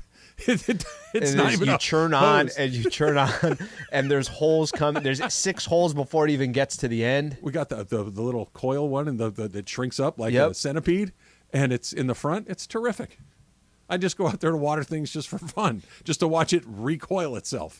Do you know the person who created that right now is 100% on a boat? You think? How many of those do you got to sell to be a boat guy? Like millions, right? I think you got to sell millions, but I think there's millions of people that are talking about what you just said. You have one, I have one, your mom has one, yeah. I have one. It's pretty great. Why don't we should brainstorm hose ideas after the show. See what we can come up with. Disney is going to reach out to us. Why did you guys keep talking about hose on the show? No. Hose. H-O-S-E. You got to listen to the whole show. Big difference. Right? It's a family show. We started with boat talk, and we ended up with hose talk, right? All right, Perry Manassian. Look, this speaks to the power of the Dodgers, by the way. So Ohtani's trade or not to be traded thing has been a topic for a couple of years. Yeah. But because the Dodgers are at the front of the line, and because they're the Dodgers, and because the media follows the Dodgers just like they do the Yankees and those sort of things, the Angels addressed whether or not they're going to move Ohtani again. And Perry Manassian basically said, look where we are in the standings. We've said if we're in it, we're not going to move him, and we're very much in it, so that kind of speaks for itself. Okay, and I respect it, and I get it to a point. Here's the rub. They've got about 30 days to figure this out because the trade deadline is August 1st. Right? Yeah. So you've got about a month and 10 days to get this ironed out. And you either need to stay right where you are or move up a little bit. And then at the deadline, you can tell yourself this story. And while I don't think it's a great sales pitch, it at least is not a terrible one, which is we're going to move heaven and earth to bolster this team, to give ourselves a chance to go into the World Series. We're going to do the thing that we probably shouldn't do, which whatever prospects we may have, we're going to flip them for guys that can help us right now so we can go to the playoffs, make a run in the playoffs, and make the most powerful possible case to Ohtani. That's why these next 30 days, for the Angels specifically, are so incredibly important. Because if they've been hot for about a month. They're playing really good baseball. If they can stay hot, they can go, look, not only are we not going to move him, we're going to add to this team. We're going to make a push. And while I don't think it would swing him, if they do make a run, Slee, they do get into the ALCS or maybe even the World Series, maybe this is what we're willing to do now. This is how we can do it. That's the best sales pitch to potentially keep him, even though it's a long shot. Can I play something out for you? Because I think I don't want you to tell me what you would do. I want you to tell me what you think the Angels would do. Got it. Okay? So they're sitting right now at 41-34. Mm-hmm. It's the third best record in the American League. Mm-hmm. Okay, so give them credit for what they've done at least up to this point. Okay, my question to you is, it's not the third best record. It's the third best record wild card. They're in the wild card right now if everything started. So my question is this: let's just say they start struggling over the next 30 days, and now they're actually much closer to 500 than they are to, we're 10, 11 games over 500. They're actually 1 or 2 games over 500. Okay. And you're actually not in that. They're not even in the wild card. There's actually just some outside. Teams they have to jump. Okay. Is there any scenario that plays out where the average kind of eventually plays itself out, and now they just look like an average team, and now there's real risk of having Shohei Ohtani for the final 2 months of the season where you do not make the playoffs? Mm-hmm. What do you think the Angels do in that spot? If they're just outside the playoff picture come the deadline. They're 2 games out of a playoff picture. Deadline comes up. And you're asking me what I think they're going to do? What are they going to do? I think they keep him. Because you have to. Because you have to go all in right now. So if you're in the Angels organization. Well, right now it's easy to go all in because you're playing good baseball, right, and you're in the mix. But if you're only 2 games back of a playoff spot, that's easily make upable at the end of the season. That's not totally out of the realm of possibility. But if you're thinking about it from the Angels' perspective, you have to go all in. This is the last best chance you probably have for a while to make the World Series and to win a World Series. Even if it's a long shot, it's the best shot you've had in a long time if you can do it with Shohei Ohtani, with Mike Trout. So why give up on that? Go to the trade deadline, get people that can make up that two game back and get into the postseason and see how it goes. Because if you're the Angels, that's the only hope that you have. Mm-hmm. That's, I think, what Emily just laid out, I think will be the prevailing wisdom inside that organization, because I think it comes from the very top, and I think he wants to go for it for the reasons that you said. You said something the other day that I think is important, and why I would not. I would have traded him last year. I would still move him right now, because Emily's phrase of this is your last best shot, it's still not a good shot. It's just the best shot you have. But do you trust your organization to get these picks right in the next couple years? But see, this is the most important thing. If the guys I'm getting back in this haul, I believe, are major league quality players, and maybe even a star or two in this mix, you have to. Because not only can you say this is my best last shot, which it is, you could also talk yourself very easily into let me ask you, what's the worst possible outcome for the Angels? You are just close enough in the mix, and then on top of that, if you want to go worst outcome, then you go and get rid of a lot of these prospects that you have because you went out and wanted to get better to go make that run. And then you're sitting there September 15th, and you're 3 back of a playoff spot, and you can't make up that ground. That's exactly right, and he leaves at the end of the season. Yeah, that's the exact right scenario. Which would really put the stamp on him leaving. Of all the things we've talked about, what's the most of those options? Which is the one that's the most likely to play out? That. I'm not saying that it's good. I'm saying that if they get hot and they make a run to the World Series, okay, what's that? 1 in 75? 1 in 100? But even if you make a CS, if you make a DS, like even if you're playing in the postseason, it's hope for this team. Is it? Okay, you get to the CS. Yep. Okay, you get the American League CS, you lose. You've gotten rid of all of your good young players. Yeah. And Ohtani's like, hey, that was really cool. I've been here 6 years. You guys got one good team. It was a little lucky to have happen. Yeah. I'm going over there. Is that worth it? Can I tell you something? I think that could happen. But there is the gamble that I think the Angels are in. They've been gambling already. They've been gambling for the last year and a half. You're gambling by saying we're going to keep Shohei. They're gambling by not. You can gamble sometimes by not doing anything. The gamble is I'm rolling the dice here, saying to myself that I'm going to try as best as I can to convince Shohei to stay. Okay, even if it's leaning towards Shohei leaving, we're still going to roll the dice and take our chances and see if we could potentially do this. Listen, if I'm Shohei and I'm watching an Angels team, let's say they give up the farm to go get a couple of guys. And by the way, I don't even know what their farm system looks like. I don't know how good it is, how competitive it is. It's middle of the pack. Let's say they give up whatever makes them middle of the pack. I'm sure there's 3-4 names out there that makes them middle of the pack, and they say, we're all in. We don't care how high the price is either, because you've said this about the Dodgers. Why are we going to go pay? It's a seller's or it's a seller's market, right? That you're going to have to overpay to go get something. The Angels are definitely one of those teams that I think would overpay to go get something. Does Shohei look at this whole situation? Because even if you make the playoffs and you make a run in the playoffs, does Shohei say, what's the future past this? What's it look like past this? Are we in the thick of, can I make a couple-year run with the Angels, or is this just kind of they did everything because I'm not under contract? That's it. And that's why they put themselves in this position to where they're the only good outcome is the least likely outcome, which is they keep him, they win, and he stays. Because I think any other combination of those things, and I think that's the least likely. It is the least likely. They're much better than they've been. I thought they played really well last night, but this is a team that would have to have a lot of things break their way for them to win a World Series. It's not a 0% chance, but it's low. The way you win the World Series is by being in it over and over again. Shohei's not looking for one shot to get to the World Series. Mm-hmm. He's looking for an opportunity to get to the World Series multiple times in a 10-year window. I want to be in the playoffs every year. Right. And then whatever happens, happens. Right. Mm-hmm. And can you give me that? They've already proven that they can't.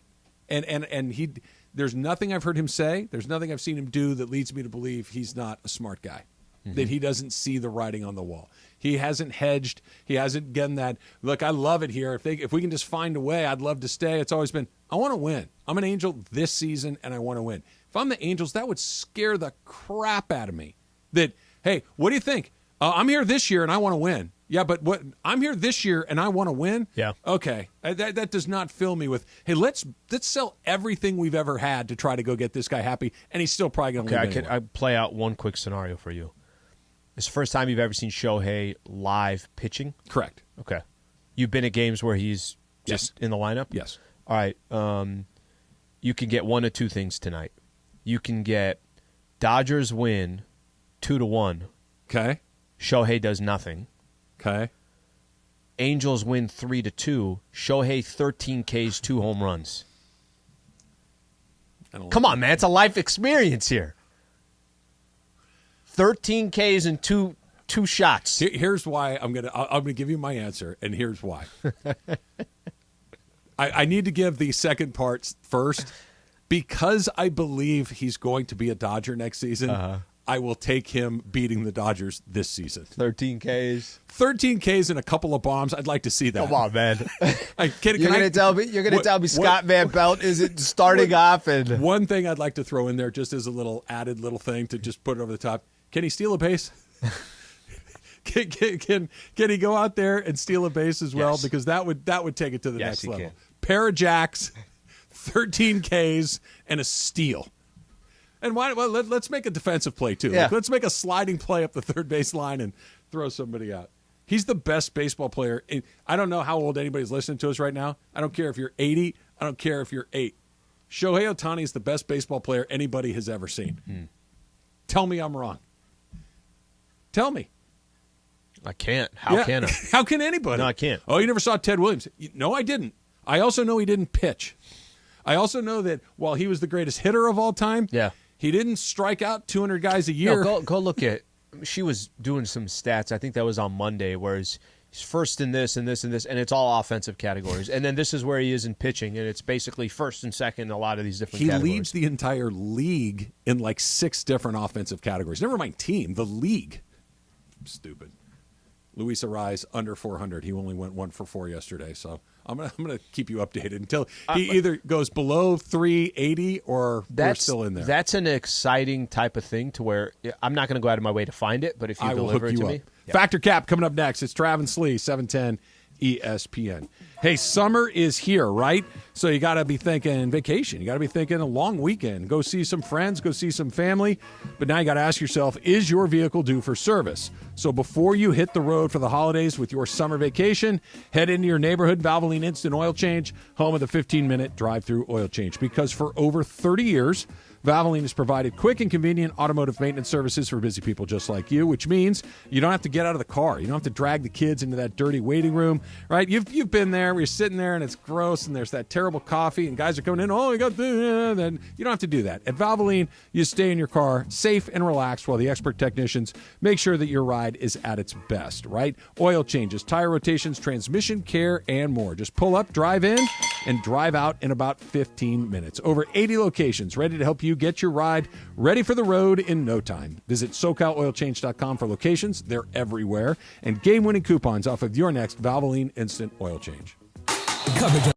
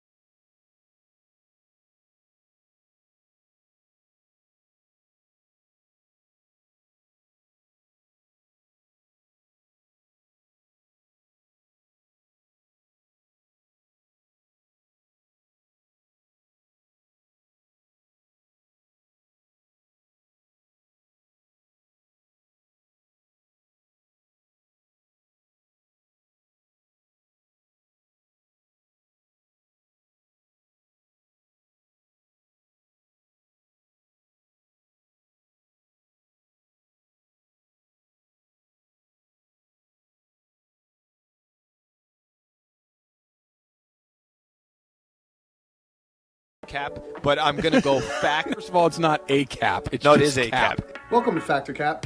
Hey guys! All right, so I have some Ask Emily's that weren't asked, so I'm gonna ask them myself. She had the most baller start to an Ask Slee / Ask M. I just asked myself She asked her own question. That's amazing. That's the best thing that you possibly. And then she do. closed it out, if I'm correct here, with her own question. No, not my own. It was from someone else. And didn't say the name of the person. She was not. The ones that we selected for her, she felt like that one needed to be in the mix. I did like that you said, Emily, that you don't want any questions about Taylor Swift because you're much more than just Taylor Swift. I liked that. I thought that was good. So this is a question from Anthony Gaeta. He says, about Taylor what is one bad movie that you love that everyone else hates? And then what is one generally recognized great movie that you don't like? All right, so bad movie that I do like, and I think that there is obviously a cult classic following that likes this stuff, but Twilight. I love Twilight, and I will watch Twilight on repeat. I think it's campy, it's funny, it's in a way in which you have to go in, this is not a serious movie. So that's the way that I like to see Twilight. I also like National Treasure's on this. The Room is on this. Great. National Treasure's it's fun to watch. It's fun to watch. Absolutely. Also, Twilight is not. Like Nicolas Cage, always fun. 50 Shades of Grey, same thing, or like Home Alone 2. Hit, right? A little aggressive. Right? I'm just putting it out there that people don't like it. All right, so here's the first Factor Cap since we're going to go on for that now. But I went on a walk yesterday. I did the Palisades Park walk in Santa Monica. It's really beautiful. There's lots of really pretty things to see. But one of the things that is not pretty to see is the squirrels. So there are squirrels that just are tiny and they have weird tails and they come and they're all over the place. It's because these stupid tourists are feeding them. They're feeding them lots of food and videotaping feeding them food. It's ridiculous. It's a stupid idea. Ugh. So, feeding a wild animal is dumb. Travis, Factor Cap. I mean, come on, Em. Who are you talking to? Fact. Do not feed creatures that are share a burrito? They're wild animals. They carry diseases. They attack. They do all sorts of things. They're unpredictable. The very nature of a wild creature means you don't know what it's going to do next. Do not feed them. Yes, fact times a million. Greg? Yeah, fact. Absolutely not. And it's weird. I think I've told this story. I don't know if it was here on Mason, Ireland, but there is a guy that lives on my street, and he feeds the crows every single morning. Yep. Stop doing that. Stop feeding the crows. Like, you wonder why there's so many crows? It's because you're feeding the crows. Because you're feeding the freaking crows. Like, stop it. Yeah. And he's like, oh, no, they stand above, they sit up above and watch and wait for me every morning. They do because they're super smart, too. Right. They know you're going to give them food. It's nuts. So, no. Yes, fact. Do not feed the wild animals. I wonder if that's the same flock of crows. I think a group of crows is actually called a murder of yes, crows. It is a murder of crows. So great. There's a murder of crows that sit right outside my bedroom window, and they get up at like 4:45 every morning and scream into my room. So maybe they're like, "Yo, hey, time to get up!" Over and over and over. It's like every morning, right before the sun comes up. It's bloody awful. murder. That's why they call him a murder of crows. There it is. Just unbelievable. You have the best impersonation. I love it so much. I don't think Al can talk. The look on his face. That has to be like a 2-second clip. Just a 2-second video clip of just the last one he did. Not even the ones he did earlier. This is obviously Cap. We are one with the animals. Yeah. Okay, they can feed themselves. What area exactly were you in? Because, Taylor, I think we should stop by. I think we should grab a bag of peanuts and go out there, okay? Oh, well, then I'm sometimes, listen, maybe sometimes I've gone camping and share a couple sun chips with a few of the other animals out there. And then the bear comes by and, like, raids your tent. No, you're not. Deer are fine. Like, you're obviously not supposed to do it. The one thing I will say, which I really... So my girl, her parents have a place in Lake Arrowhead, and I went and bought one of those bird feeders, and I got all the stuff, and I put it in there. That's the only way I'm going to feed any wildlife, but I'm going to do it through that. I'm not going to do it with, hey, here's a piece of my egg sandwich, just to have a bagel. White holding your hands out with the birds landing on your arms. So that's how I'll do it. Taylor? Fact, yeah, I'm with you, Emily. They can feed themselves. As someone with a raccoon problem, I can attest to... don't play with fire. These animals can feed themselves. Yes, right. All right, so the first episode of Black Mirror this season is called Joan is Awful, and this is not a spoiler, but this is generally this is the plot of the show, and it was on the tagline, so this is not a spoiler. But essentially, the character Joan did not read her terms and conditions agreement when she got this streaming service. The streaming service in the terms and conditions said that they could videotape you, they could get audio from you, they could do all this stuff because you signed the terms and conditions without reading them. And then obviously who the hell reads those 88 pages? Right. Nobody. So you read the terms and conditions. Greg, Factor Cap. Cap, I absolutely do not. I definitely go through and just hit the agree button. And now what's going to happen is eventually we're going to get to what happens in Joan is Awful, and it's terrifying. I still won't read the terms and conditions. I don't know what I'm reading anyway. Like, let's be real. Okay, so I'm going to fall on... you do not. I'm going to fall more on fact here, and I'll tell you, it just depends. If I'm going to go get a cell phone, I'm not going to read the terms and conditions for that. But if there's something that I actually... There's things in life that you got to sign things for. Like, give me an example that you're reading. The terms and conditions for. There was something for bungee jumping, property management company, something that I have with some real estate stuff. I have to kind of know what's going on. I have to have an idea of what's going on. But that's a contract. That's not the terms. I mean, I guess they're both contracts. The only difference there is it was about 8 pages. It wasn't 88 pages. So I could just at least kind of glance. I got to know a little bit of what's going on. You have your contract, something like that. You got to have somewhat of an idea. When there's stupid things that it's just me purchasing something and it's a warranty for something like that, I'm not going to read any of that. You got like if Grubhub has a terms and conditions. Not reading that. Yeah, you're not reading that, no, right? That I'm not reading. Yeah. Trev? I don't think I've ever read any. For all I know, somebody else owns my house. Right? Like if you got into the terms and conditions, I may have signed it. To say the bank could have just tricked me and said, "Yeah, it's yours," but it's really theirs.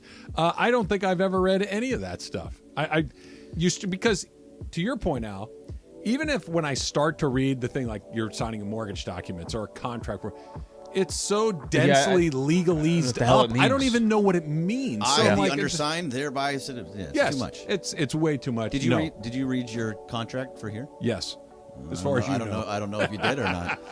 As far as you know, I did. Taylor? Cap, I don't, and I'm guilty of this. Ironically, I did not read the terms and conditions before re-downloading Netflix again to watch this show. So, I mean... It's happening Who to knows you. what's in Yeah. there? Taylor, you're next. This is Taylor is Awful. Taylor is Awful is going to be the next show.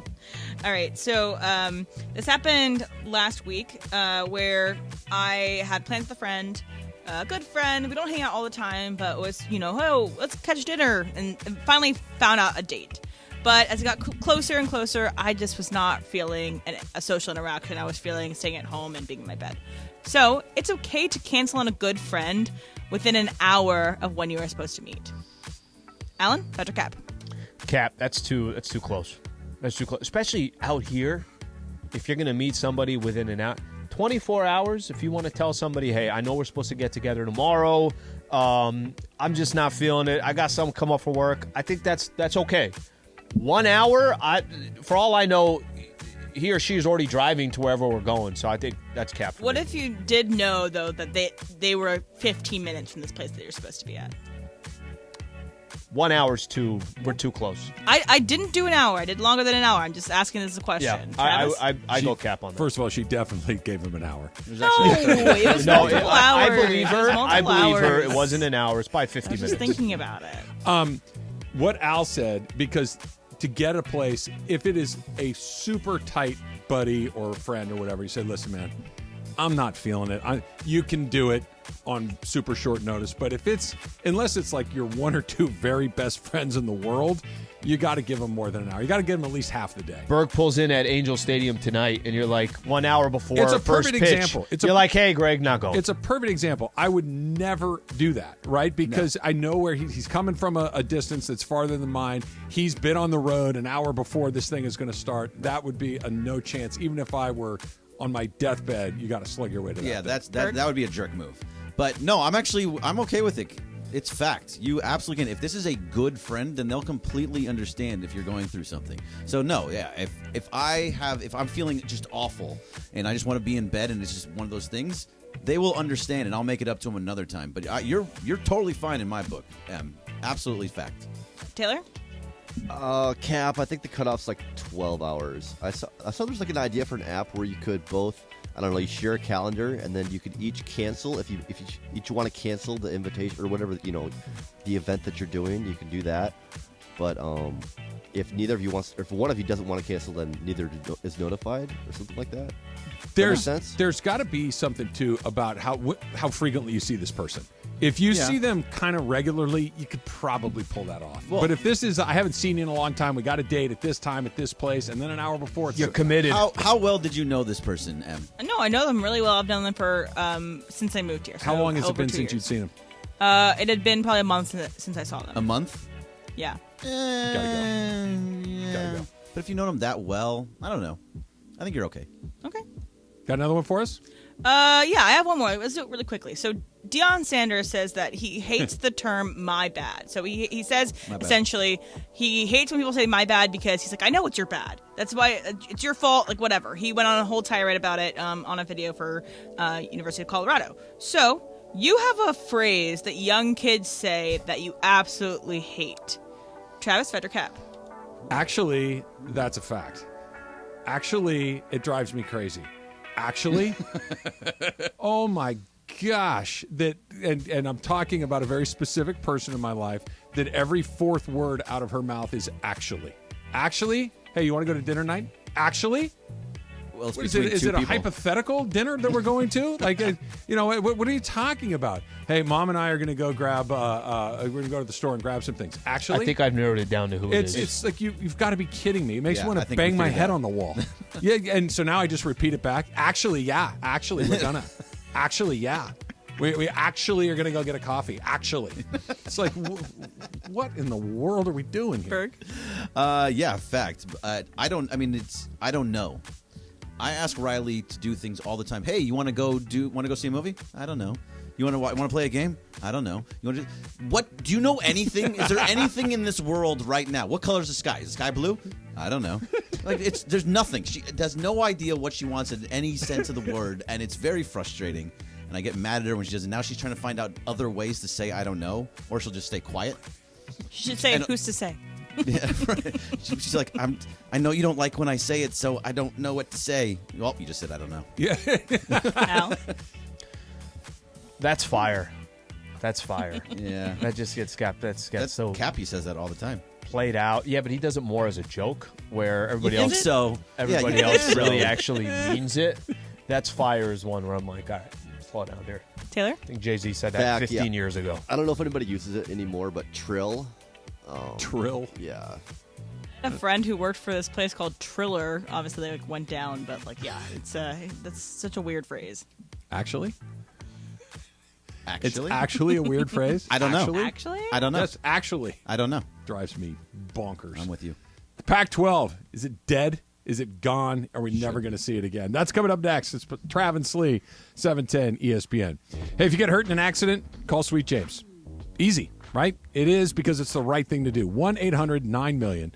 That's 1-800-9-MILLION. 1-800-900-0000. Because if you're hurt in an accident, you need to know that not all personal injury attorneys are created the same, because they're just not. Sweet James, they've been awarded best attorneys in America, and personal injury is all they do. You do not want to take on the insurance company by yourself. You need somebody that knows what they're up to. You need somebody that knows how they operate, and that's Sweet James. Sweet James used to work for the insurance companies, saw they did their business, and said, nope, we're not going to do that. We're going to make sure that people get what they're entitled to. We're going to make sure that people get the medical care that they require. We're going to make sure that the car gets fixed the right way. And, of course, we're going to make sure that that settlement is where it's supposed to be. So what does that mean? Well, he's collected over $1 billion in settlements in his nearly 20-year career. So I'll let that sink in for you for a second. Over $1 billion. So if you get hurt in an accident, car, truck, motorcycle, dog bite, whatever it may be, do what I've done after accidents. Do what my friends and family have done after accidents, and call Sweet James. 1-800-9-MILLION. That's 1-800-900-0000 and sweetjames.com.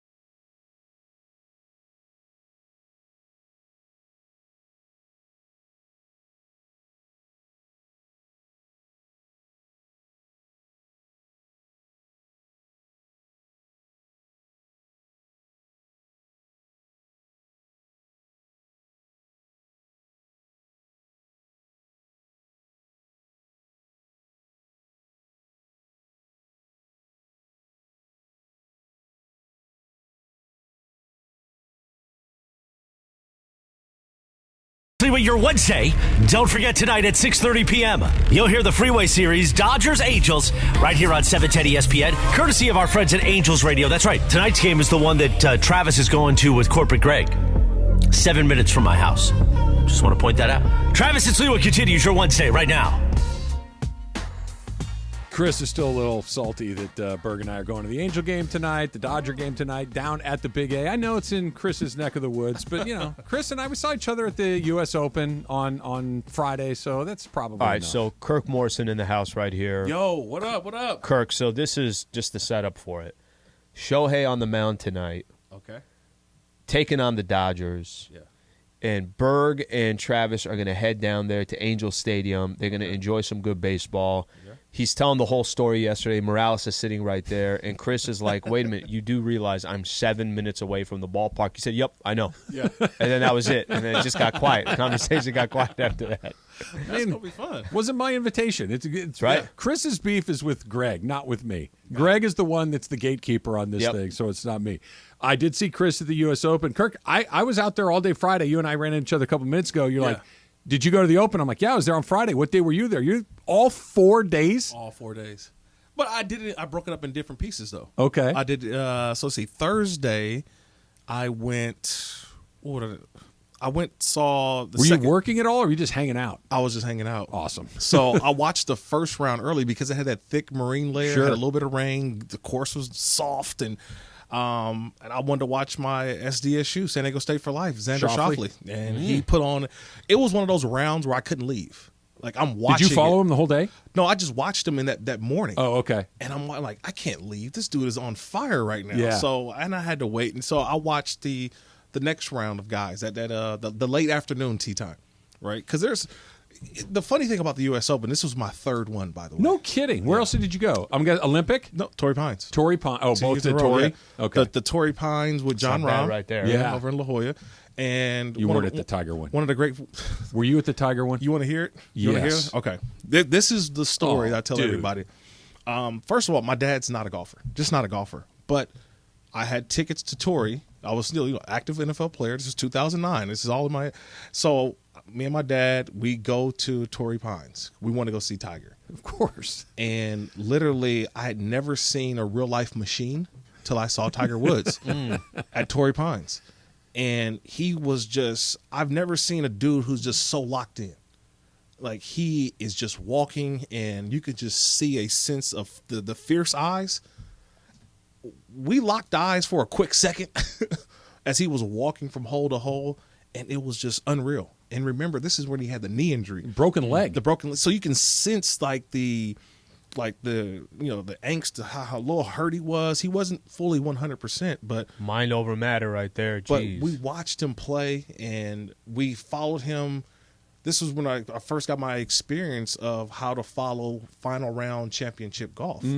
Is you map it out.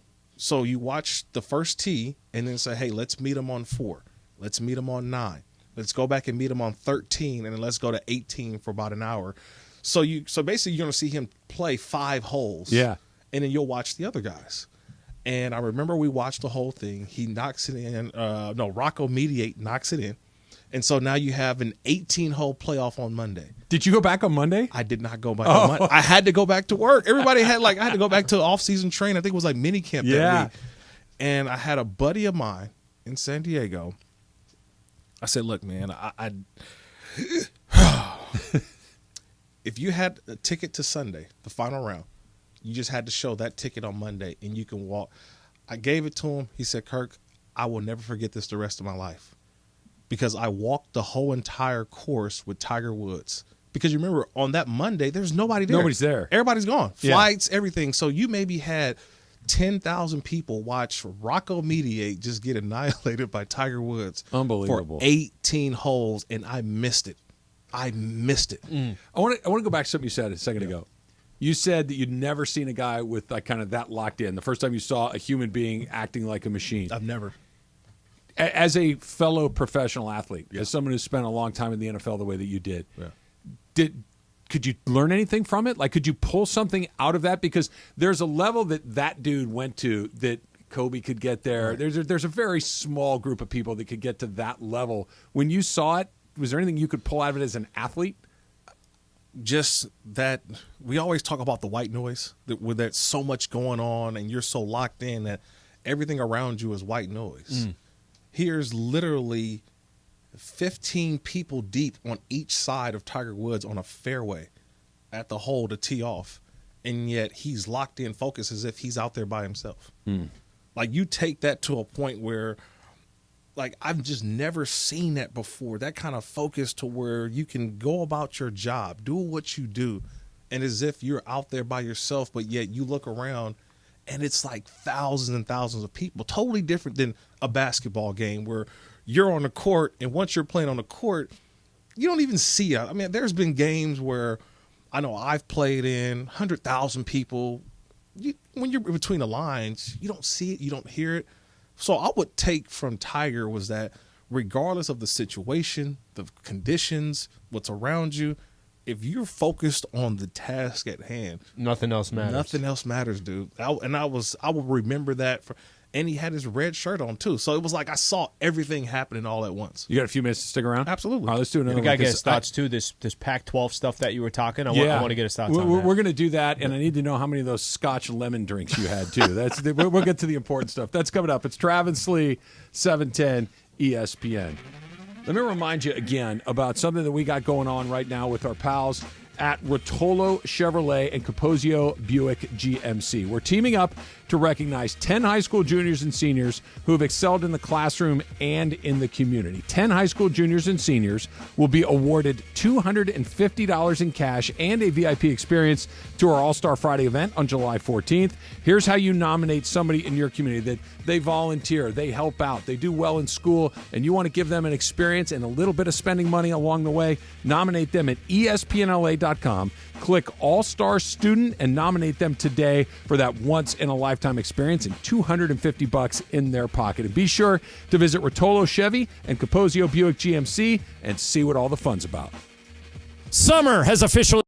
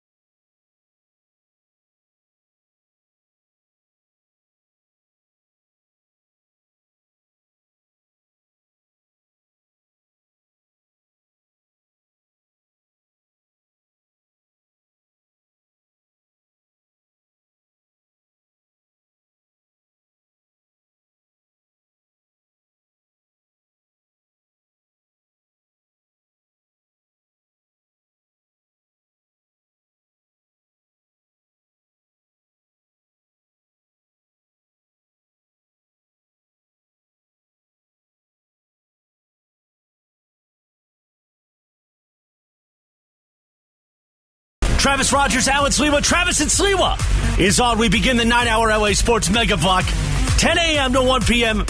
each weekday. Here we go. Live from LA Live. Sweet Tea, Travis Rogers, hit him in the face, Sliwa. I'll still take the face. Travis and Sliwa right now. Yeah. Four-time U.S. Open attendee Kirk Morrison in the house with Sliwa and myself. San Diego State Aztec himself. Aztec legend. So fun. Raider legend. You had to get your little Raider chant in. Oh, at the I band. did. I had to get I love the way he set it up, 'Cause too, there was way too talking many about people. his family and his kids. I knew it was coming. Look, so when the Raiders played the Rams this year, Kirk and I are doing our pregame show, and he's got his Rams pullover on, and we're doing it. He's very professional. He's Kirk Morrison, broadcaster. We get up to the booth, and he kind of gives me a little elbow. He goes, "Hey, Trav, look over." He pulls down his zipper and goes, zip, and he shows me his shirt, Raider T-shirt. I'm like, yeah, of course. And you want to know why it was the undershirt? You're going to say, oh, because he doesn't want people to see it? No, it's closer to his heart because the Raiders are closer to his heart than anything else. I stole that from my dad, actually. Stole that from my dad. My dad, when I got traded from the Raiders to the Jaguars, my dad actually went to Jacksonville to see the Raiders-Jaguars game. I was playing it. And I always remember he's in, the family lot after the game, and he's got his Raiders jacket on. He unzips the Raiders jacket, and he's got my number 55 Jaguars jersey on. He was like, yeah, you still my son at heart, but hey, they cut me open. I still bleed silver and black. I would never forget that, and that's why I love that. You learned from your dad. I get it. Pops. I That's get awesome. it. Yep. We didn't get into it, but you're the perfect. I'm glad you're here, Kirk, because you're a San Diego State guy. Slee's a San Diego State guy. I am a big West guy by alumni as a UCSB guy, but in my college football heart, I'm a Pac-12 guy. Correct. Right? I've had a lot of family go to Pac-12 schools, SC, Oregon, all over the place. And I love the Pac-12. I like Pac-12 football. I love SC. I like to watch Oregon. It's a really fun conference, and it's close to my heart. It's going to die, right? This thing is going the way of the Big Eight and some of these other conferences that don't exist anymore because, SC and UCLA, they're obviously off to the Big Ten. Those are the two biggest programs in the most important in basketball and football, even in baseball and things like this. They're the teams. What's left? San Diego State, Al, asked to get out of their deal with the Mountain West. The Mountain West is like, you're going to have to pay the full exit fee. The Big 12 sitting there kind of rubbing their hands together like, we'll take them. If San Diego State leaves, it's only a matter of time till Oregon and Washington go to greener pastures. They don't want to play Washington State and Colorado every year. Correct. The Pac-12 is going to die on a vine. It will. It's already being talked about. When USC and UCLA decided to go to the Big Ten, Washington and Oregon wanted to go too. Yeah. It's just been a slow process of them getting there, but that's already been talked about. And those discussions are already happening right now. The crazy thing about it was, and I'm sure you guys saw it this weekend, it went viral. It went viral of the USC recruits this weekend on their not the non-official visit, not the official visit, but the non-official. Maybe some were official, I don't know. But the guys were taking pictures in the USC uniform, but they didn't have the Pac-12 logo on it. It had the Big Ten logo.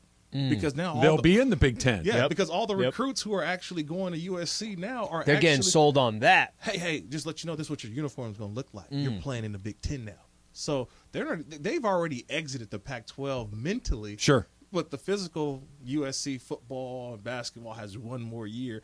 For San Diego State, for a lot of look, the Big 12 is going to be huge. It's not going to be bigger than the SEC. It's okay. It'll be bigger than the Big 10.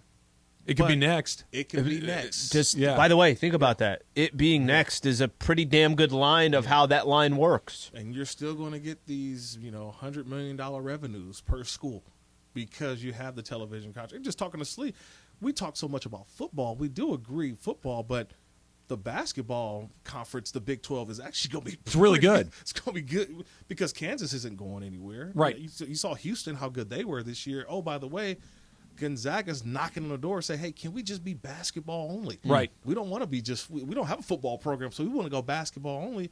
BYU will be – so the Big 12 actually makes a lot more sense, and you'll see Colorado wanting to get back in there, right? You'll see Utah trying to get down into the Big 12.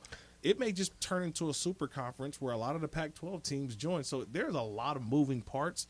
That's the biggest question. The biggest question, and listen, I'm looking at this from a selfish reason. Yeah. San Diego State getting out of the Mountain West, get it, understand it completely. Yeah. But the selfish reason is, what's around in 5 years? What's around in 10 Pac-12. years? Yeah. So if you go to the Pac-12 because, and by the way, if you just said a couple years ago, San Diego State has a chance to get the Pac-12, everybody's like, oh my gosh, unbelievable, how great. It's sad that they weren't a part of it, but if it's not around, if you can't look down the road and know that conference is going to be around in 3, 4, 5 years, why the hell would you be joining it? You're in the exact same position that you'd be in, that you're currently in. Well, you got to look at it like this, too, because let's fast forward to next year. Right. SC and UCLA are in the Big Ten. They're gone. They're not a part of it anymore. Who's the most robust athletic program of the remaining 10 teams? It's Oregon, right? Yep. They spend the most money. They're the most invested, all of these things. And they compete. They compete in basketball. They compete in football. Right. They made the super regionals in baseball. They got the best track team in the country. They compete. I've always said this, Travis. If you threw the logo up, you already know who that is. Yes. You see that big, giant, bright lime green O? Like, no question. But here's the rub.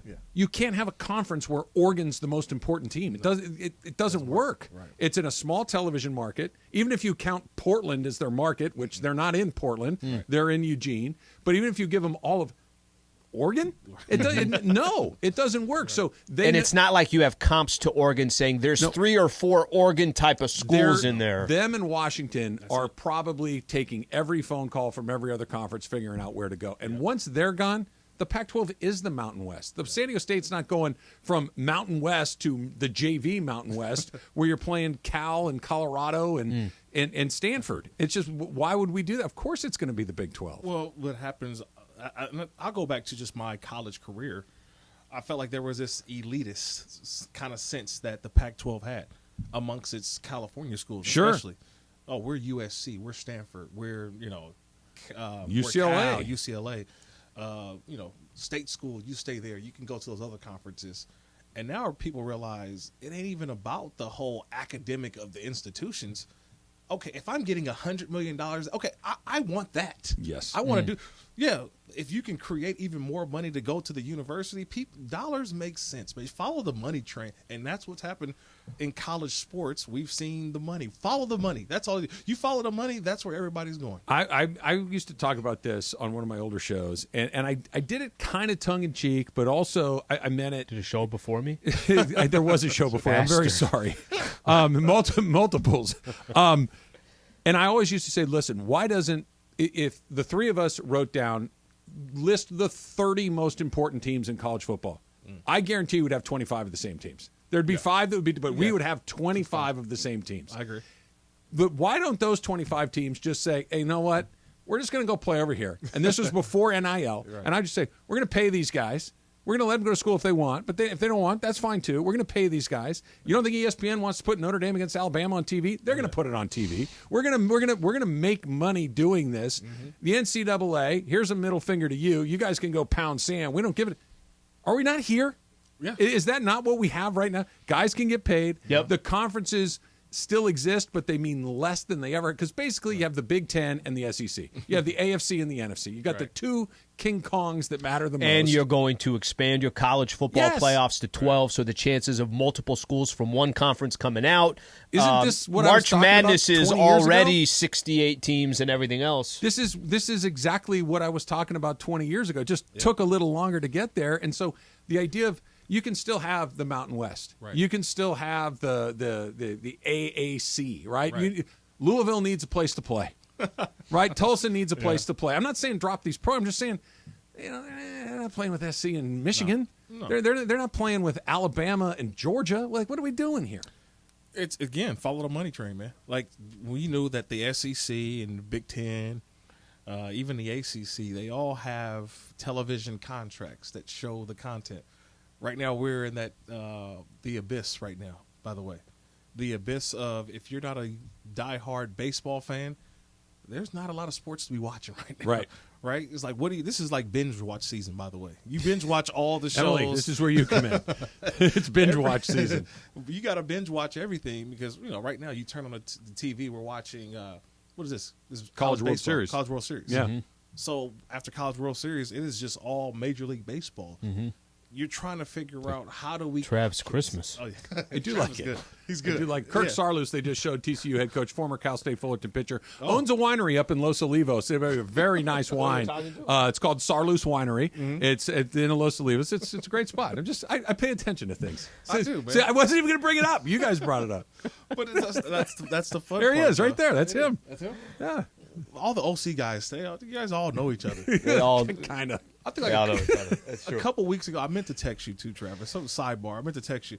I feel like the Michael Block story. Remember the golfer from Tribute? Oh yeah. I felt like you know him from somewhere. Like well, that's where I play all my golf. Is at that golf course. So yeah. I'm thinking like, Travis Rogers knows Michael Block.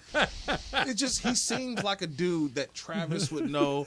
OC guy, like, oh yeah, Block, that's my guy. He had a good run. He had a good little run. He's still going. How many of those Scotch and lemon things did you have at the Open? I had 2. Okay, 2 at the Open. Pretty good for a canned Did you make cocktail? it to that? You make it to that Ruth Chris stand that Trav was talking about? I did.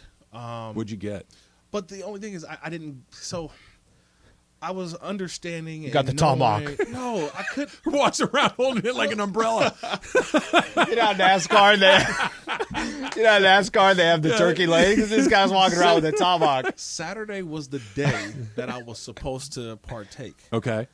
But then they also had the media portion of it too. The media, and so it's like, do you pay for the tomahawk? No. Or they had some. I heard the media setup was pretty darn good. Oh, I'm going to the media setup all day long. You already know my motto.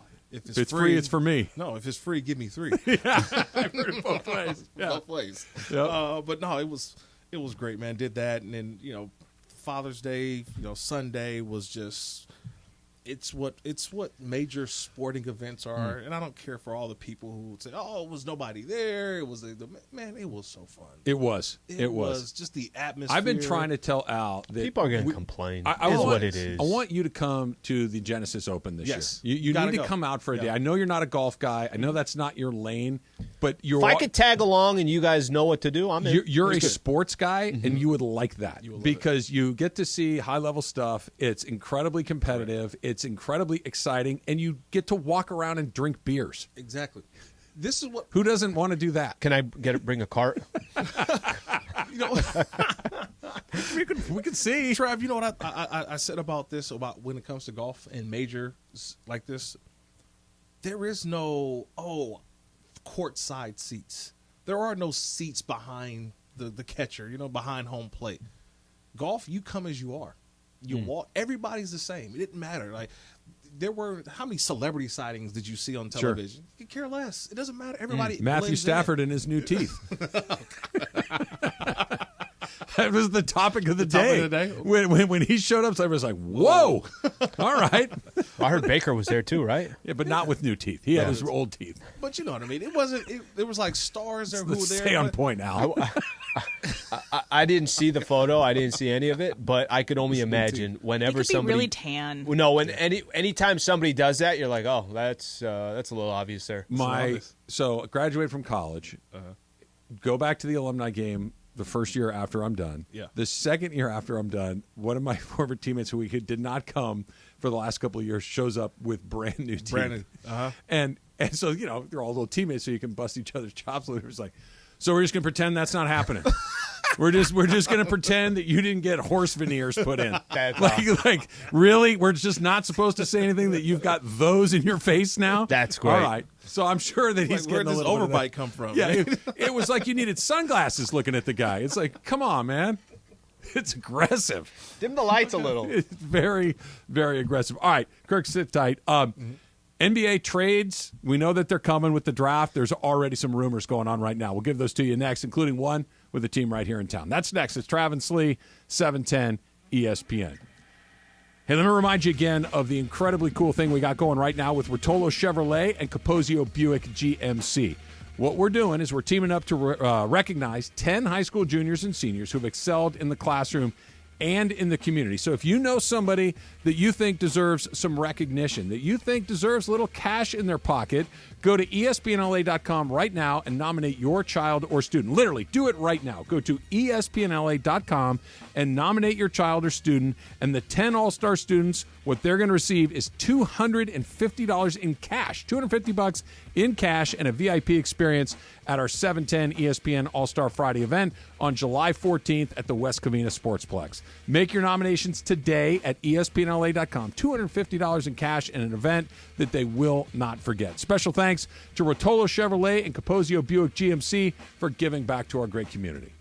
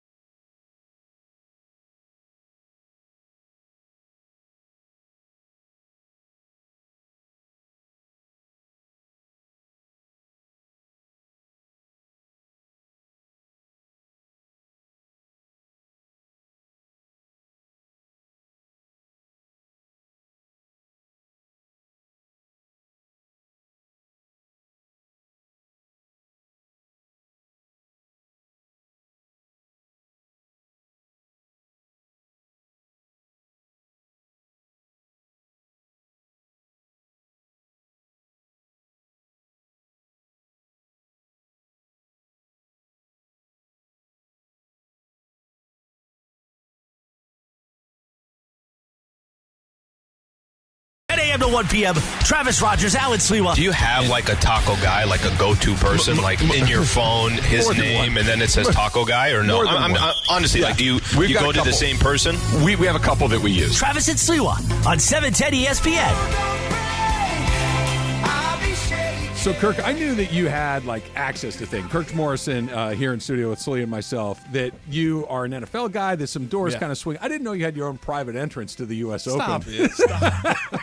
that you had a little back gate that you were able to use? I had a little back gate that I was able to use. But it was a gate. Afraid to call your co-host from Rams pre-half and post on that stuff. But it was a gate for everyone to use, but everyone used the main gate on, like, Wilshire in the Santa Monica area. Because I live not too far away, I was able to navigate, find a little gate, and it was easy access in and out. And I was allowed to bring my kids. A couple of them came to watch some high-level tournament golf, and I was excited, man. Slee, is there anything better?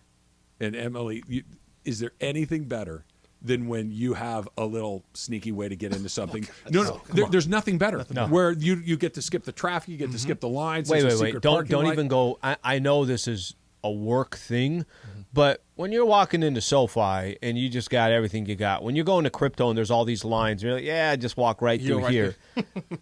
We forget about it because you're doing it every time, and it is work.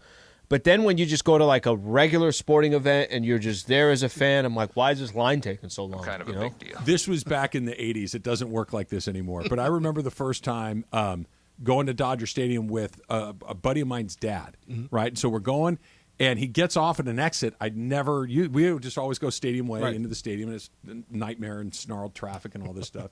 And my dad's buddy gets off on Academy Road. I'm like, well, this isn't the right way to go. I've been to 100 odd. It's like, no, this is the only way to go. I'm like, no, we're never going to get in. You go down you cut through this neighborhood, you come up that back gate. There's nobody at that gate. You just drive. I'm like, how am I 16 and I've never seen this gate before? It just was this like harps and angels singing. It's like, and then it lasted for like 4 or 5 more years. Now that same gate that he went to, there was also his own Ruth Chris little booth there. Guy with the tall hat, carving prime rib. Kirk's like, man, I love being here with the public, just cutting into his tomahawk. I was trying to be a souvenir guy. What'd you get? How much damage you doing the merch tent? I did a little damage. Just a couple $100. Sounds like everybody was. I mean, don't get me wrong. The merch was legit. Like it is. It's great stuff. It's good very stuff. unique. It's very unique. It won't happen, again for a long time. Yep. And just for it to be back in LA, you know what I mean? It's just like it's coming to Riv in about 10 years, and then it's coming back to LACC in like 2039. 2039. Yeah. When it goes to Riv, that's going to be another one. That's going to be packed. Mm. Get it.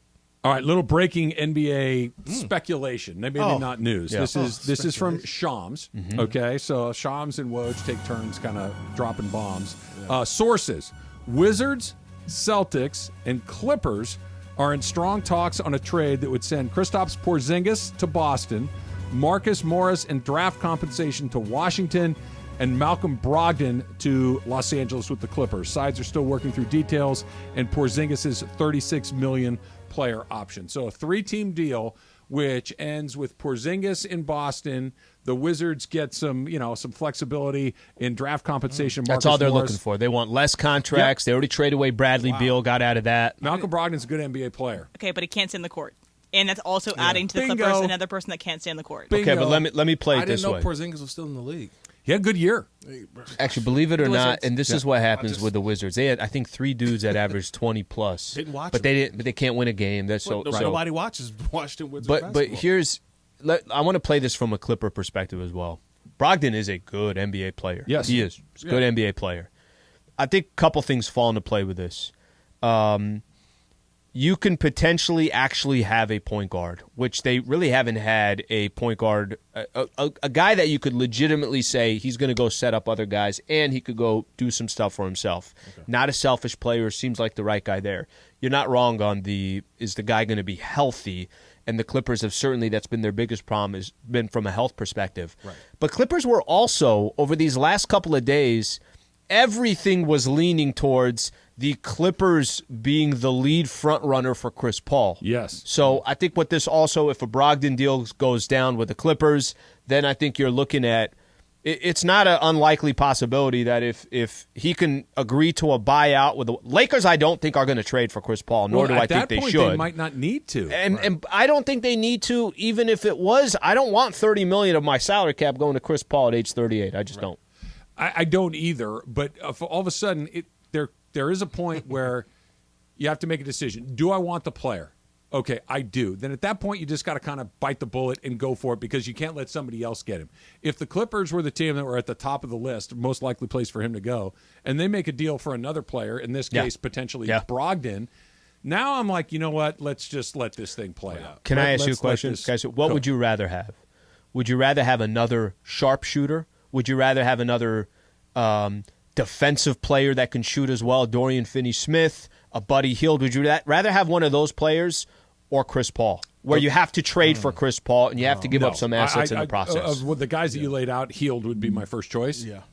I'm taking these guys way before I'm taking Chris Paul. Yeah. But if I can get Chris Paul at a at a reasonable amount, not have to trade for him. If he gets waived, if he does a buyout, gets waived, and you're picking him up for the vets minimum, sounds good. See, he ain't playing for no vet minimum because he's a former. But you agree, NBA Player Association. He's still getting his money. You're going to agree to a buyout. Yeah. Right? So let's say he gets. I'm just throwing out a number. He ends up with 25 of the 30 million. You want a chance at winning a chip or not? There's a price of doing business. Maybe he decide. I mean, listen. If you want every single dollar, then you're probably not going to end up. So take me through this because I'm with Sliwa on this one. I don't think that this is going to be a money thing for Chris Paul because he's going to get, if not all of it, nearly most all of it. Yeah. Right? He's going to get most of it. Well, Washington doesn't.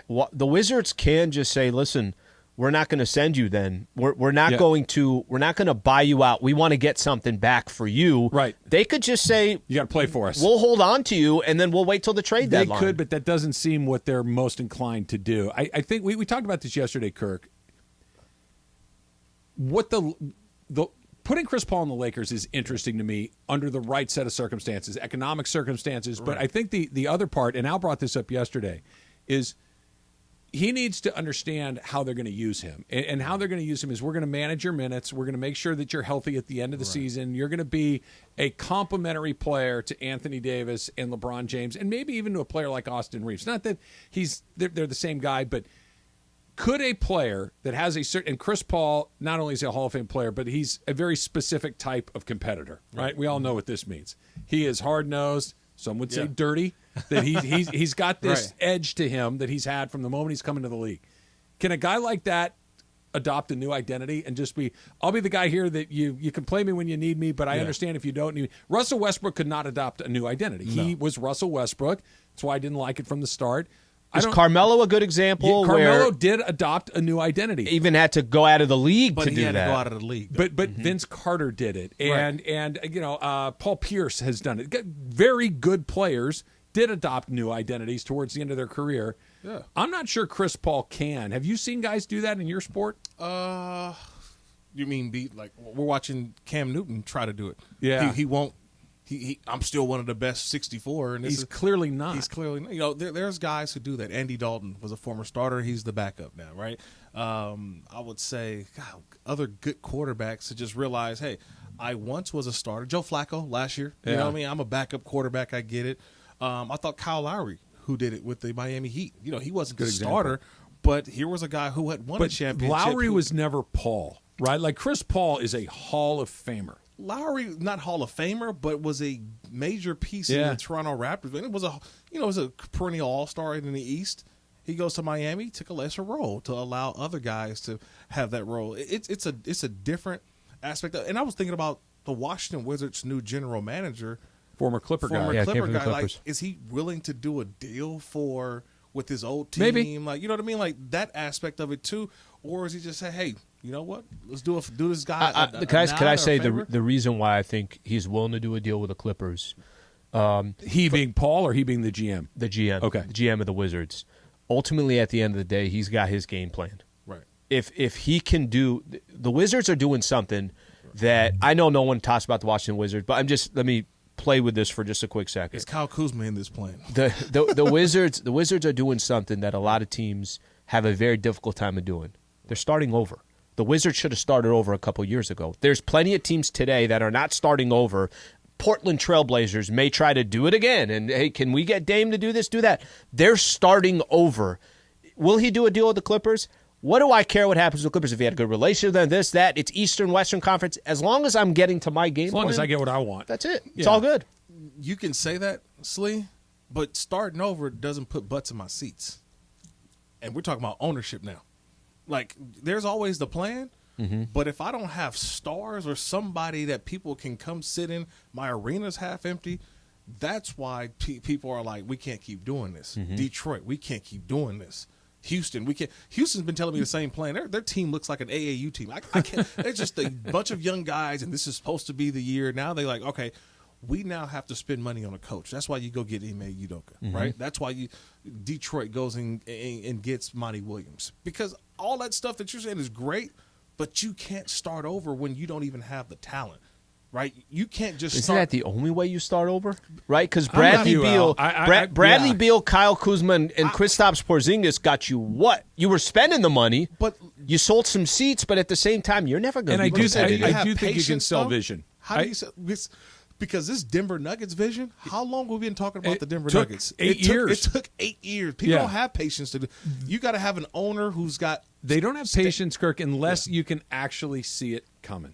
Right? Like if you can, and it's hard to do, but in the Nuggets case specifically, you could see it coming. It's like, oh, Jokic is actually kind of a different guy, and all of a sudden you get Jamal Murray there, and now we're in the conference finals. 2020, but you got a patient owner. A very patient owner. That's what I'm saying. You have a patient owner who's like, I got other stuff going. I've got an NFL franchise over here. I've got a hockey franchise too. MLS, I got all this other stuff going on that I don't. Not even MLS, Premier League. Both. Yeah. Oh, that's right. That's right. So when I think about starting over, we got to think about number one: who's the owner that will allow you to start over? It's a good point. And gives you the patience to allow that plan. Because we know in the NFL, you get 3 years. If that plan is not working, see you later. Get out of here. There's no patience anymore. Owner and patience don't usually mix. Just in sports in general, you get 3 years to allow that plan to start to come about. If it doesn't, you're out of here, man. That's just that's tough. I get it though. I know everybody wants to start over, blow it up in Portland, but remember in Portland too. I'll say this quickly. I'll say ownership. You technically don't have a true owner. And they're doing something that may be the worst idea. There's a rumor out there with Portland as well that involves another LA team will do that. Plus, Dodgers are doing something they've never done before tonight. That's next. It's Travis Lee, 710 ESPN. And if you are looking for that new Silverado, there is only one place for you to go. That, of course, is Rotolo Chevrolet in Fontana, right off the 210 freeway, Sierra Avenue exit. And what you're going to get when you get there is the Silverado you're looking for at the price that you're looking for. But what you're going to find is an unbelievable level of customer service. That's why they're the place to buy that new Chevy Silverado or a truck or a car, whatever it is you're looking for. Get yourself into Rotolo Chevrolet and see what all the fun is about and see why they've won Dealer of the Year 13 years in a row. And it starts at the top with Mike Capozio. Mike's the guy you see dancing on TV, but it runs all through the staff, whether it's Eddie or Armando or Owen or Frank or Malik or any of the guys that I've talked to when I've been out there. You got to get yourself to Rotolo Chevrolet and see the best customer service you're ever going to experience anywhere. And if you can't get out, check it out online, RotoloChevy.com. That's ROTOLO, RotoloChevy.com. And please tell them that Travis sent you.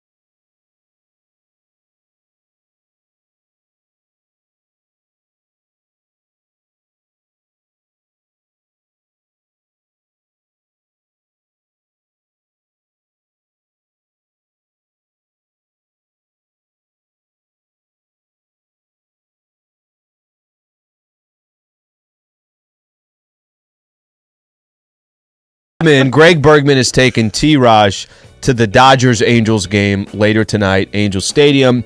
Ohtani on the mound, and Berg has already said that he's going to be paying for everything. He did. Love the get the jersey. Get season tickets. That's what I just said. My God. Did you cut her off? Is that what it was? You didn't hear her part when she was talking at the same time that I was talking? They both heard me. Taylor, whose team are you on, man? Is that it? He just says do something, and that's it? Instantly it happens? Gets his caricature tomorrow. Okay. Unbelievable. I can't. By the way, if I get done half as dirty as Al did, then it's not going to be very flattering. It better be at least half as dirty. It's like the South Park version. Come on. Yeah. There's nothing about that looks like you, other than eyebrows and lake show. Yeah, that was it. It made you look like a hobbit, like a angry person. It's a doodle, guys. You looked a little angry person. I am going to the Dodger game tonight at the Big A. Shohei Ohtani on the mound. You and Greg should do the postgame show tonight. Well, we'll see. You guys are there. Well, I'm sure we'll be conducting a live show between the two of us along the way. Dodgers have never faced Ohtani, which is, they play each other every year. And Ohtani's been this is his 6th year in the major leagues. I know he missed one with an injury as far as the pitching goes, but they've never seen him, that they may acquire him, that he is one of the best in the game, and that they've never run into each other despite playing every single season. It's kind of cool that it's happening tonight in a game that is very important for both of these teams. It's exciting. It is. I know that I laugh because it's tough to get super excited about a game for sure in June in baseball. This one's got, even last night, I thought there was just a good storyline, some good hype. The fact that Kershaw's on the mound, the fact that the Dodgers just got swept and gave up X amount of runs against the Giants, that the Angels are actually playing good ball. It's exciting. Actually, it'll be really cool. And I know we got a long way to go, but it'd also be really cool if the Dodgers and the Angels are both in the playoffs. Yeah, awesome. For sure. Be awesome. Look, more local teams in more great events, the better it is for everybody. We were talking about yesterday. This, as a Dodger fan, and maybe Angel fans would feel differently, you go ahead and reach out, 877-710-ESPN. But as a Dodger fan, the Angels are the Colorado Rockies to me. Right? They're a team that you got to beat. They're one of the games on your 162-game schedule. When you play the Giants, it's different. When you play the New York Yankees, it's different. Even a team like the Cubs and the Cardinals, there's a little bit of something extra in there. The Angels are just not one of those teams, and we were talking about that yesterday. Last night had buzz. And I don't know if it's just because the place was filled with 60% Dodger fans and they were excited to see Kershaw do what he did. I don't know if it's just that the Dodgers hadn't played well and they finally put together a game and you got to get excited all over again. But there was something in the air in that game last night, even watching it on TV, that you could feel that felt extra. If Ohtani, let's say hypothetically, was out for a week and it happened to be when the Dodgers are playing the Angels, how much of that buzz is gone? Some.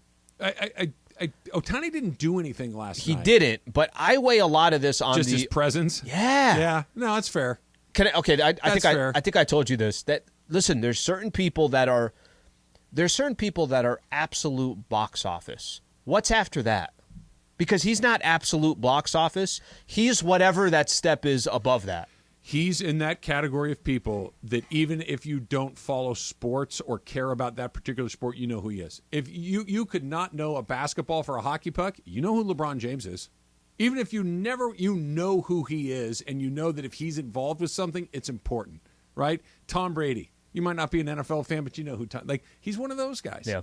And to do it in baseball, which is at best the third most popular sport in this country, to do it on a team that's not in New York and not the Los Angeles Dodgers, to do it in a sport in a country where you don't speak the language, it's bananas. And by the way, I think he speaks more English than he lets on. I think that's the it's kind of like he's kind of working incognito. Yeah. Yeah. Well, I remember when Hideo Nomo was pitching for the Dodgers, and I was friends with Tom Candiotti at the time, and Candiotti was pitching for the Dodgers, and I went down to the clubhouse after the game, and we're kind of hanging out in the family room where the wives and the kids kind of come in afterwards, and we're waiting for Candy to come out, and Hideo Nomo was in there with his family. A lot of English being spoken. I'm like, oh, yeah. Now, it wasn't perfect, but it was. No, I know what you mean. It was communicating in a language that was not his own that was very effective. I think Ohtani's probably got a lot of that going on. I'm jealous for you guys tonight. It's going to be a good time. It's going to be a good time. Yeah. I mean, for sure. It's for a regular season game. This is okay, let me ask you this. You could paint any other game that you go to in baseball. Is it not this? It's this. What you pick. This is what you pick. There's literally not another game that you'd rather go to. I'm trying to tamp down my expectations because he could get chased in the 4th inning and go 0 for 5. It's like, okay. But if we get no, because he didn't play all that great yesterday. No, he's kind of quiet. So that means he's. Can I tell you one of my favorite things he does when he doesn't like we saw who was it of the Tigers the other day that blew Spencer Torkelson. Yeah, Torkelson. Right? So Spencer Torkelson was the number 1 pick in the draft a few years ago. He got rung up on a pitch that was clearly a ball, and he exploded. And he F-bombed the umpire, and it was one of those. Yeah, okay, I see it every day. Mm-hmm. Ohtani got a call the other day that he didn't like. And he turns around and he goes, no. Like very politely, very subtly, just turns around, kind of way sound like, no. Like, you don't understand. I'm Superman. I decide what are balls and strikes. No. The umpire actually apologized. He should. Don't take the bat out of Ohtani's hands. Could Ohtani throw out an ump? I've seen it in a high school game where the head coach threw out the ump. I told you about that. It's amazing. All right, you're done. What? You're done. Go home. We're done with you. We're going to call it ourselves. What do you mean? Leave. What? That's great. And the guy goes, I still get paid, right? He goes, yes, we'll pay you. We need one of those. Just leave. We need one of those in Major League Baseball. Power move is what that is, Slee. The Dump is coming up next. It's Travis Slee, 710 ESPN. Just leave, Slee. You're done. If you get hurt in an accident, you need to know that not all personal injury attorneys are the same. You know why you need to know that?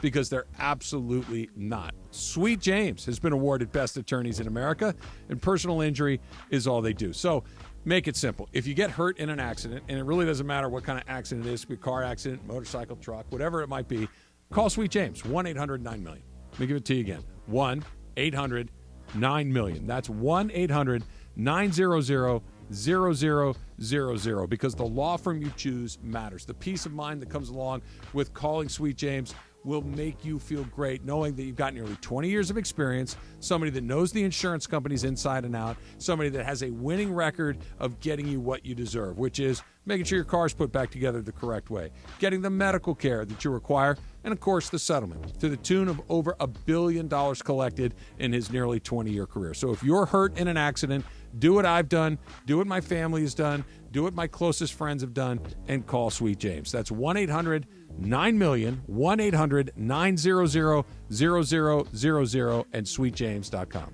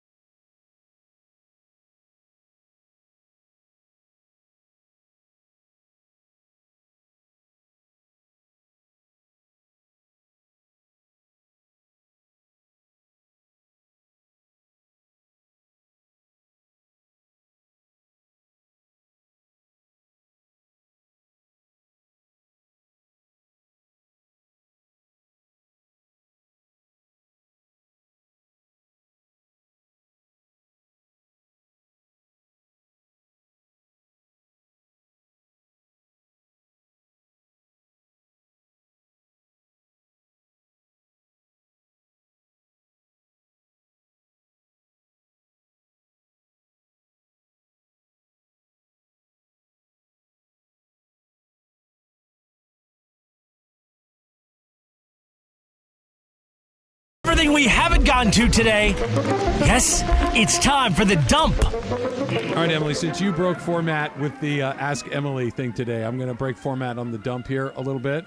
Is that okay? That is fine. All right, it's about you again. This is from Chris Holmes. It says, hashtag Ask Emily, who is the TV character you most identify with and why? This is probably just based on recency bias, only because I, just watched it. But probably Ellie from The Last of Us. She has a lot of edge to her. She doesn't let a lot of people in. But they do. She's very loyal. She is kind of tomboy, and all that kind of stuff. I saw a lot of myself in Ellie, and that's why I think that I see that. Did you like that show? I loved that show. I also loved Ellie. Okay, and guys, if you're listening and you know what happens in season 2, I do know a little bit of what happens, and it's going to spoil it, and it's going to be really heartbreaking for me. So, is it done? No. So it's based off a video game, right? So the second season and probably third season are going to be about the part 2 of the video game, and I am aware that part 2 might change my opinion. I don't know the video game or the TV show, but I know what you're talking about. Yeah. Sorry. Yeah. Ahead of time, a little bit of sorry. Where was your guy Juan Soto in the 9th inning last night? They were getting ready to finish the game, and he just wasn't out at his position in the outfield. What's going on there? I know what he said. Could it just be as simple? I actually didn't hear what he said. So he said that he tore his pants and tore up his knee, and he wanted to get new. Yeah, sure. Get his knee. So he was That's in the what Paul restroom. Pierce said. Yeah. So he was in the bathroom then. Well, yeah. You got to go in the bathroom. I get it. Yeah. But that's the only thing that I can think of. It doesn't happen very often. Like, look, I'm trying to figure out how to do this. You got to use it real quick. Okay, done. Oh, fly ball. Okay, zip, and you run. Then there's the other part. It was like, yeah, man, I'm not ready yet. Yeah. Feels like the second one. Yeah. Well, they lost the game anyways. I mean, he did run out right afterwards, so I'm sure it was all taken care of. He just took his time. Lighter on his feet, ready to go out there, attack the outfit. Sprinting. They lost again, Slee, and we're, what is it, June 21st? We're almost to July, which means we're almost to the halfway point. They really have not found their stride for any extended period of time. I know that you've been like, hey, what the hell's going on? But are you at this ain't going to turn at all. They're not going to get in. Are you at that point yet? Every time they start making you think that they're starting to turn things around, it's a perfect example. They spent the last 2 games. So they took 2 or 3 from Tampa. They were starting to play some good baseball. They got to within 1 game of 500. I think they had won their last 3 series. They went 4-2. They had a 4-2 homestand. It's the first time they were above 500 in any homestand this year. They've been awful at home. No kidding. Okay? So with all that in mind, they start making you think like, okay, I think they're going to start turning a corner. San Francisco game on Monday night, up 4-0. Eventually blow the game and lose 7-4 in extra innings. Yesterday, up 3-1. Eventually San Francisco ties it at 3, and then in the bottom of the 9th, Hader comes in. He's already got 2 on, 1 out, walks 2 guys, and the game is over. So every time they start taking a step forward, they go 2 back. In the back of your mind, do you still think they get in the playoffs? Like if you had to place a bet, yes or no, they're into the playoffs. Hate to say this, no. Really? Yeah, I feel like they don't. They're 5 back of the Dodgers, and the Dodgers were the one I think that was the holding on to that final. Do you still spot. keep track of when you're thinking of it? Because I kind of do as well. Like I know Arizona's in first place. I know the Giants are in second. The Dodgers are actually the 3rd place team, but it still feels like the Dodgers are the pace setter in the division. Like you need to be. If you're Arizona, basically you're looking at it like I got a little cushion for when the world goes back to the way it's supposed to be. So I'm not looking at who's the top of the division. I'm just literally looking at the wild card. So whether that was the Dodgers there, the Giants there, the Phillies there, anybody else, I'm just looking at that. Stay in Major League Baseball. The Reds have won 10 in a row, including Tuesday's win. They're tied for the 3rd longest win streak by a team to lose 100 games the previous season in Major League history. So team is dreadful the year before, turns around, wins 10 in a row the next year. They're now 2 wins away from tying the 1890 Louisville Colonels atop the list. Baseball needs stuff like this. Baseball needs hey, the Reds are hot and Ellie De La Cruz is crazy and, oh my gosh, is Luis Arraez going to hit 400?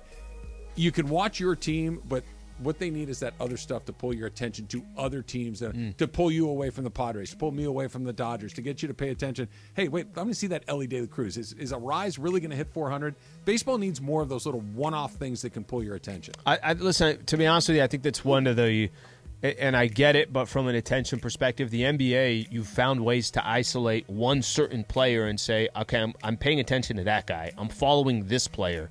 I might have no affiliation with Damian Lillard, but he's got 55 through 3.5 quarters. Like I think there is a little bit of that the NBA, it's easier to do that in the NBA, but I agree with you that these side stories with teams that and markets that are not that popular. In the NBA, never mind, player going off, right? It's like guy has 4 home runs in the 7th inning. You're like, is he going to have 5? Like, that's going to pull you in. The NBA has drama, right? Their story. Like, what did Kyrie do tonight? Wait, he said what? And are they going to? And just the soap opera of the NBA is the best sports soap opera that there is. The NFL has some of that. The NFL is just King Kong because of games. Baseball doesn't even have good soap opera. There is a little bit of that. There's a camera on a player coming through the tunnel before he even gets in, just getting off of the bus. What's he wearing? What's this? What's that? The drama does start. Baseball wants to expand games to include more games in Europe. We've seen them play in London the last couple of years. The Red Sox and Yankees played a series over there. It's the longest game ever. It was so It was on long. TV the entire day. It felt like it was a 9-hour game, like which, 17 as to John 18 knows, those are my favorites. Those 9-hour games along the way. Does baseball need to go to Europe and play? Football in Europe works really well. Yeah. Football in Mexico City works really well. We've seen baseball in Mexico. Yeah, Mexico City, Europe. Frisco, and the Padres. Others. Does it need to go to Europe? I'll be honest with you. I think we don't know until we start trying.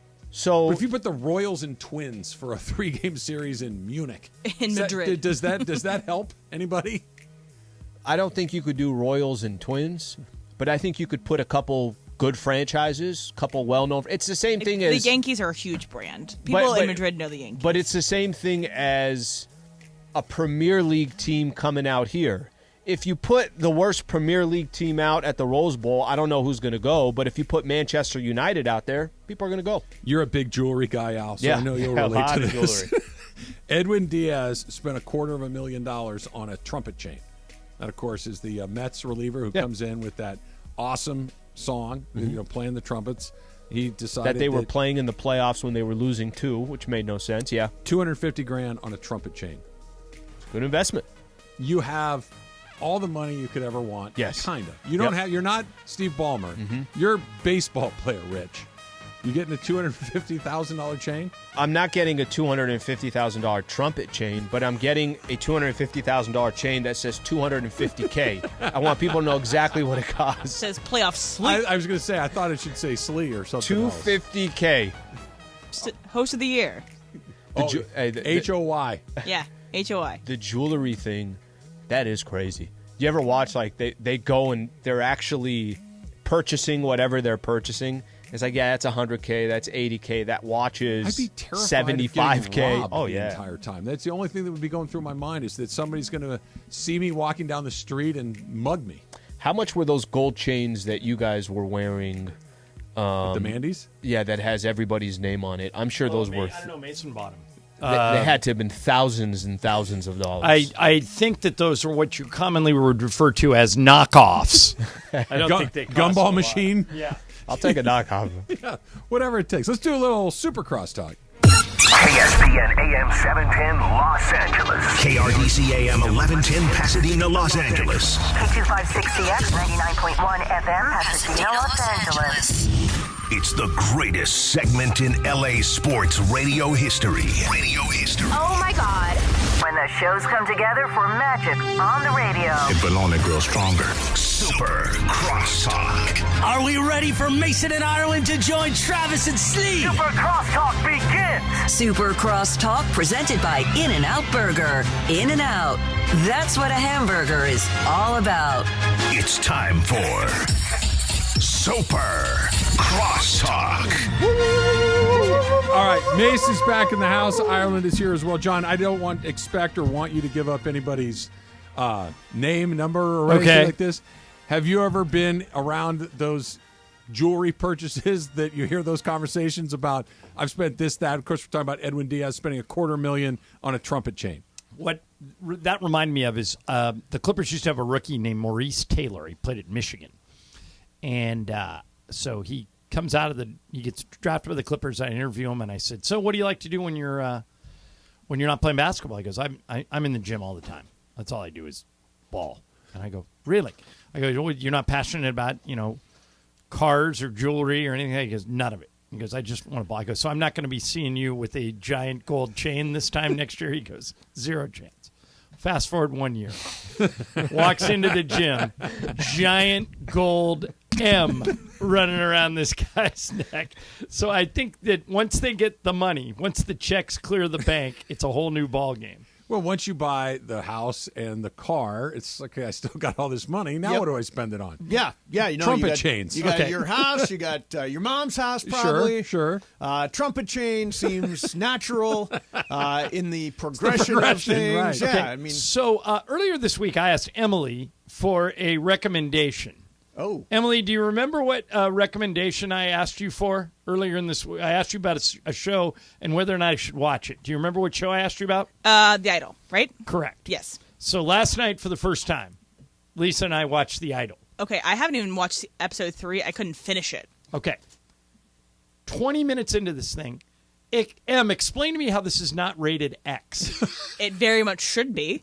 It's HBO, that though, so everything racy? happens on HBO. Yes. Racy is not a strong enough word. Explicit?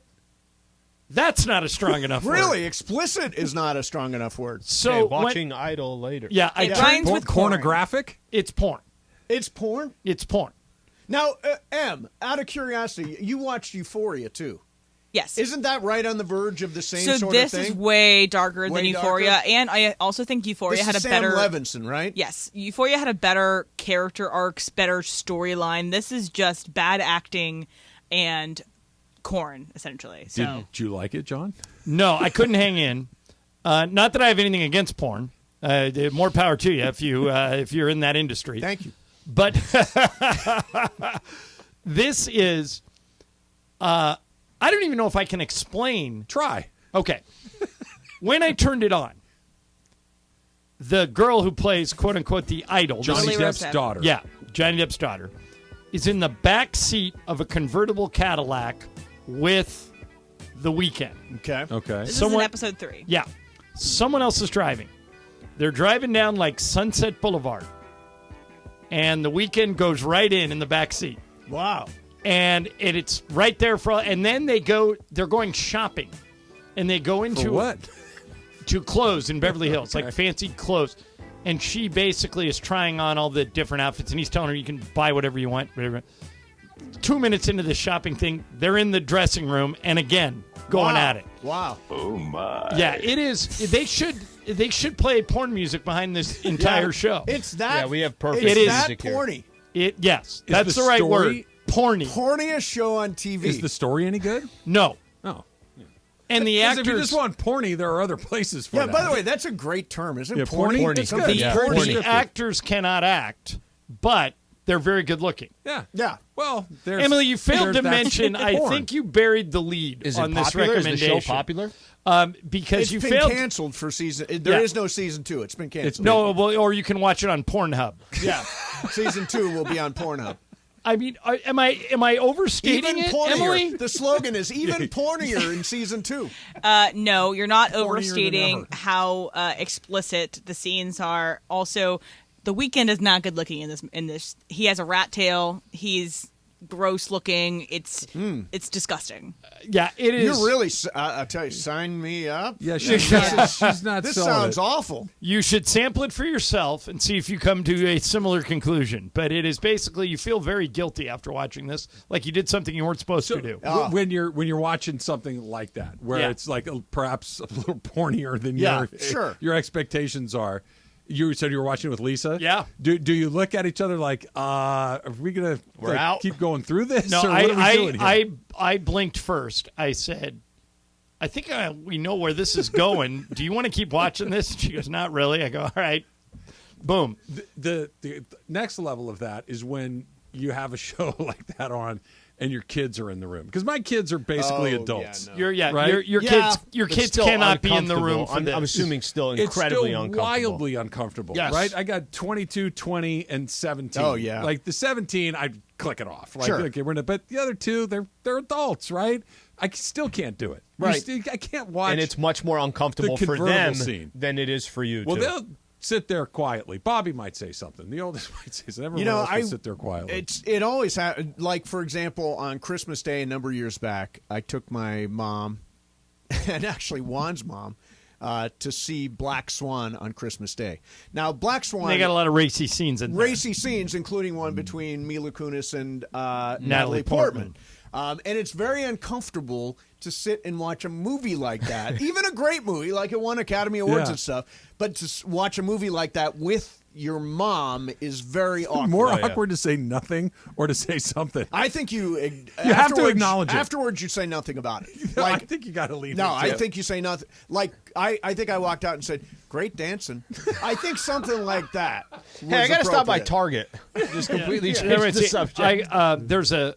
Have you guys, any of you guys seen Book of Mormon? Mace, you've seen it, right? Yes. All right, so there's a song in Book of Mormon that is beyond offensive. This was written by the South Park guys, and they basically got together one night and said, let's see how offensive we can be, and we'll put it all in the same show. And that's Book of Mormon.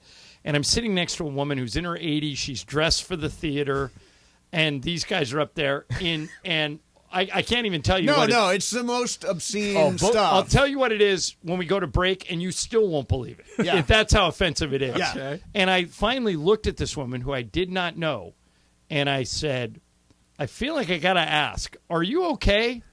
And she goes, this is the funniest thing I've ever seen. Oh, Really? nice. Yeah. But it was so far beyond, like, objectionable. It's like objectionable times 10 and then pile on offensive after that. Yeah. But Book of Mormon is not like Idol in the sense that I will not watch Idol. You should go see Book of Mormon. I've heard it's when amazing. back. Have heard you've it's seen it, incredibly Sling? funny. Yeah, Yeah. it is great. It is great. Next time it comes through every 3 months or something. Yeah. I mean, it's done so well. Years ago, do you know the movie called The Aristocrats? Yes. Okay. So, do you know it, John? No. It's a joke that has been told for a long time over history, and it's sort of like fill in the blank. It's a joke that comedians tell to each other to try to shock each other. Right. Okay. So it was made by a friend of mine named Paul Provenza. Actually, Sue Kalinsky makes an appearance in it. And it is foul. It is one of the foulest. It's hilarious, but I mean, it is foul as hell. And I remember I did a Q&A with an older audience at my theaters out in Palm Desert, and Paul came out. And the first lady who raised her hand was very timid because she just watched this movie with all these jokes. The next guy gets up and says, yeah, I wonder if you're going to effing make a sequel. All of a sudden, everybody in the audience started dropping F-bombs when they asked a question to Paul Provenza. It was absolutely awesome. Ireland, Aristocrats. Find this movie. You will absolutely love it. It is much more foul than Book of Mormon? Okay. Yeah, much more foul. The point is the foulness. Yeah, right. Right. How that's foul can you make it? Yes. How much can you push the envelope of this one particular joke? What do you call the act? The Aristocrats. Or how much more pornier can you make it? It gets pretty porny It gets in there. pretty porny. Pretty porny. Yeah. They've got that figured out. So Berg and I, Corporate Greg, are going to Dodgers Angels tonight. We're going to go see Ohtani. So wait, Bergman's going to leave here at like 4:10, right after the show. He said, "Yep." He'll get there by the third inning. Well, 6:30 start, so he'll scrape his way in there right as it starts. He made a mistake of telling me I can get whatever I want, and he's buying. Oh, really? How badly should I bleed him? Is he trying to get together? He's like trying to be buddies with everybody. Is that what he's doing? Well, I was told. I think and I are the last two people to do it. Yeah, yes. I played golf with him on Monday. I know he did something with Al. You said you guys went out to dinner. Sedano had dinner. Him and I stayed at an Airbnb for 3 days. Oh, nice! Together. We had 3 fantastic. days. That's a good way to get to know somebody. You haven't had your. I've powwow? not had my get to know Greg because I already know Greg. So what am I actually going to find out at this I've worked dinner? with Greg in various capacities for 20 years. Yeah. But this got to be the first time he's offered to let you. Yeah. Well, he said, let's go to a Dodger game. It's a big sounds step. great. He's even coming down my way, Angel Stadium. And now he's offering to pay. That's fantastic. Do I just get endless amounts of hot dogs and nachos and beers and season Helmet tickets? nachos.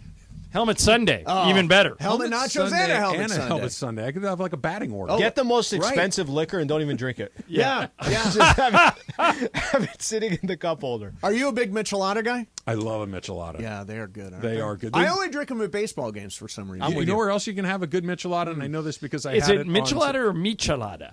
That's probably a more authentic, Michelada. authentic pronunciation.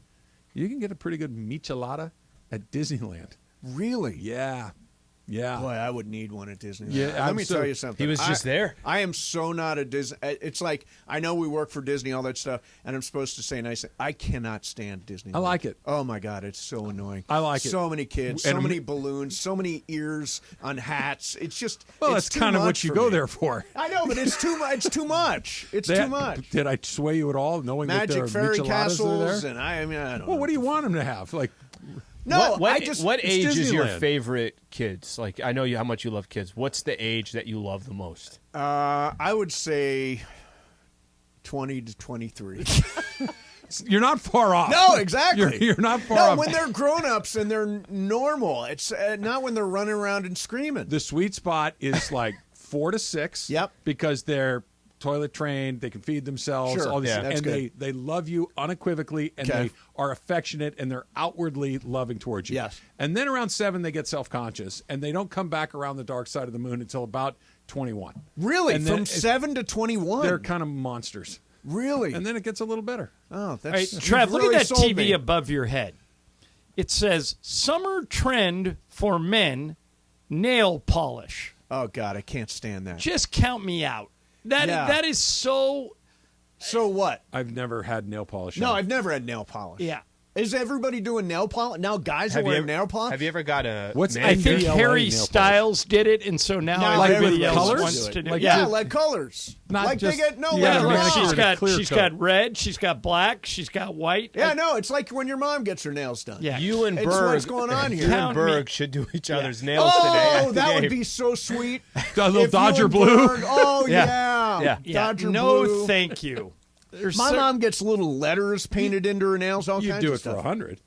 Oh, Yeah, for the 100 thing. Emily, got any nail polish? Exactly. Yeah, exactly. for 100 I'd do it. Yeah. yeah, no, I don't dig guy nail polish. No, it's not my deal. Slee laid out a scenario. Tonight, obviously, I'm a Dodger fan, Yep. and I want to see the Dodgers win tonight. But if the choice was Dodgers win, 4-2, and it's just kind of your routine run-of-the-mill baseball game, or the Angels beat the Dodgers 4-0, and Ohtani hits a pair of home runs and strikes out 13 guys, which one do you want to see? Go Dodgers. I'm a Dodger fan. No matter, you don't want to see Ohtani do I'm that? a Dodger fan. We're 162 slugging in the games. division. No, every No, one of these I think games what is you're gonna rooting count. for is kind of what the game was last night. Both Detmers and Kershaw pitched really Were great. well, and then they both gave it up to the bullpen, and for some inexplicable reason, the Dodger bullpen showed up. It Yeah.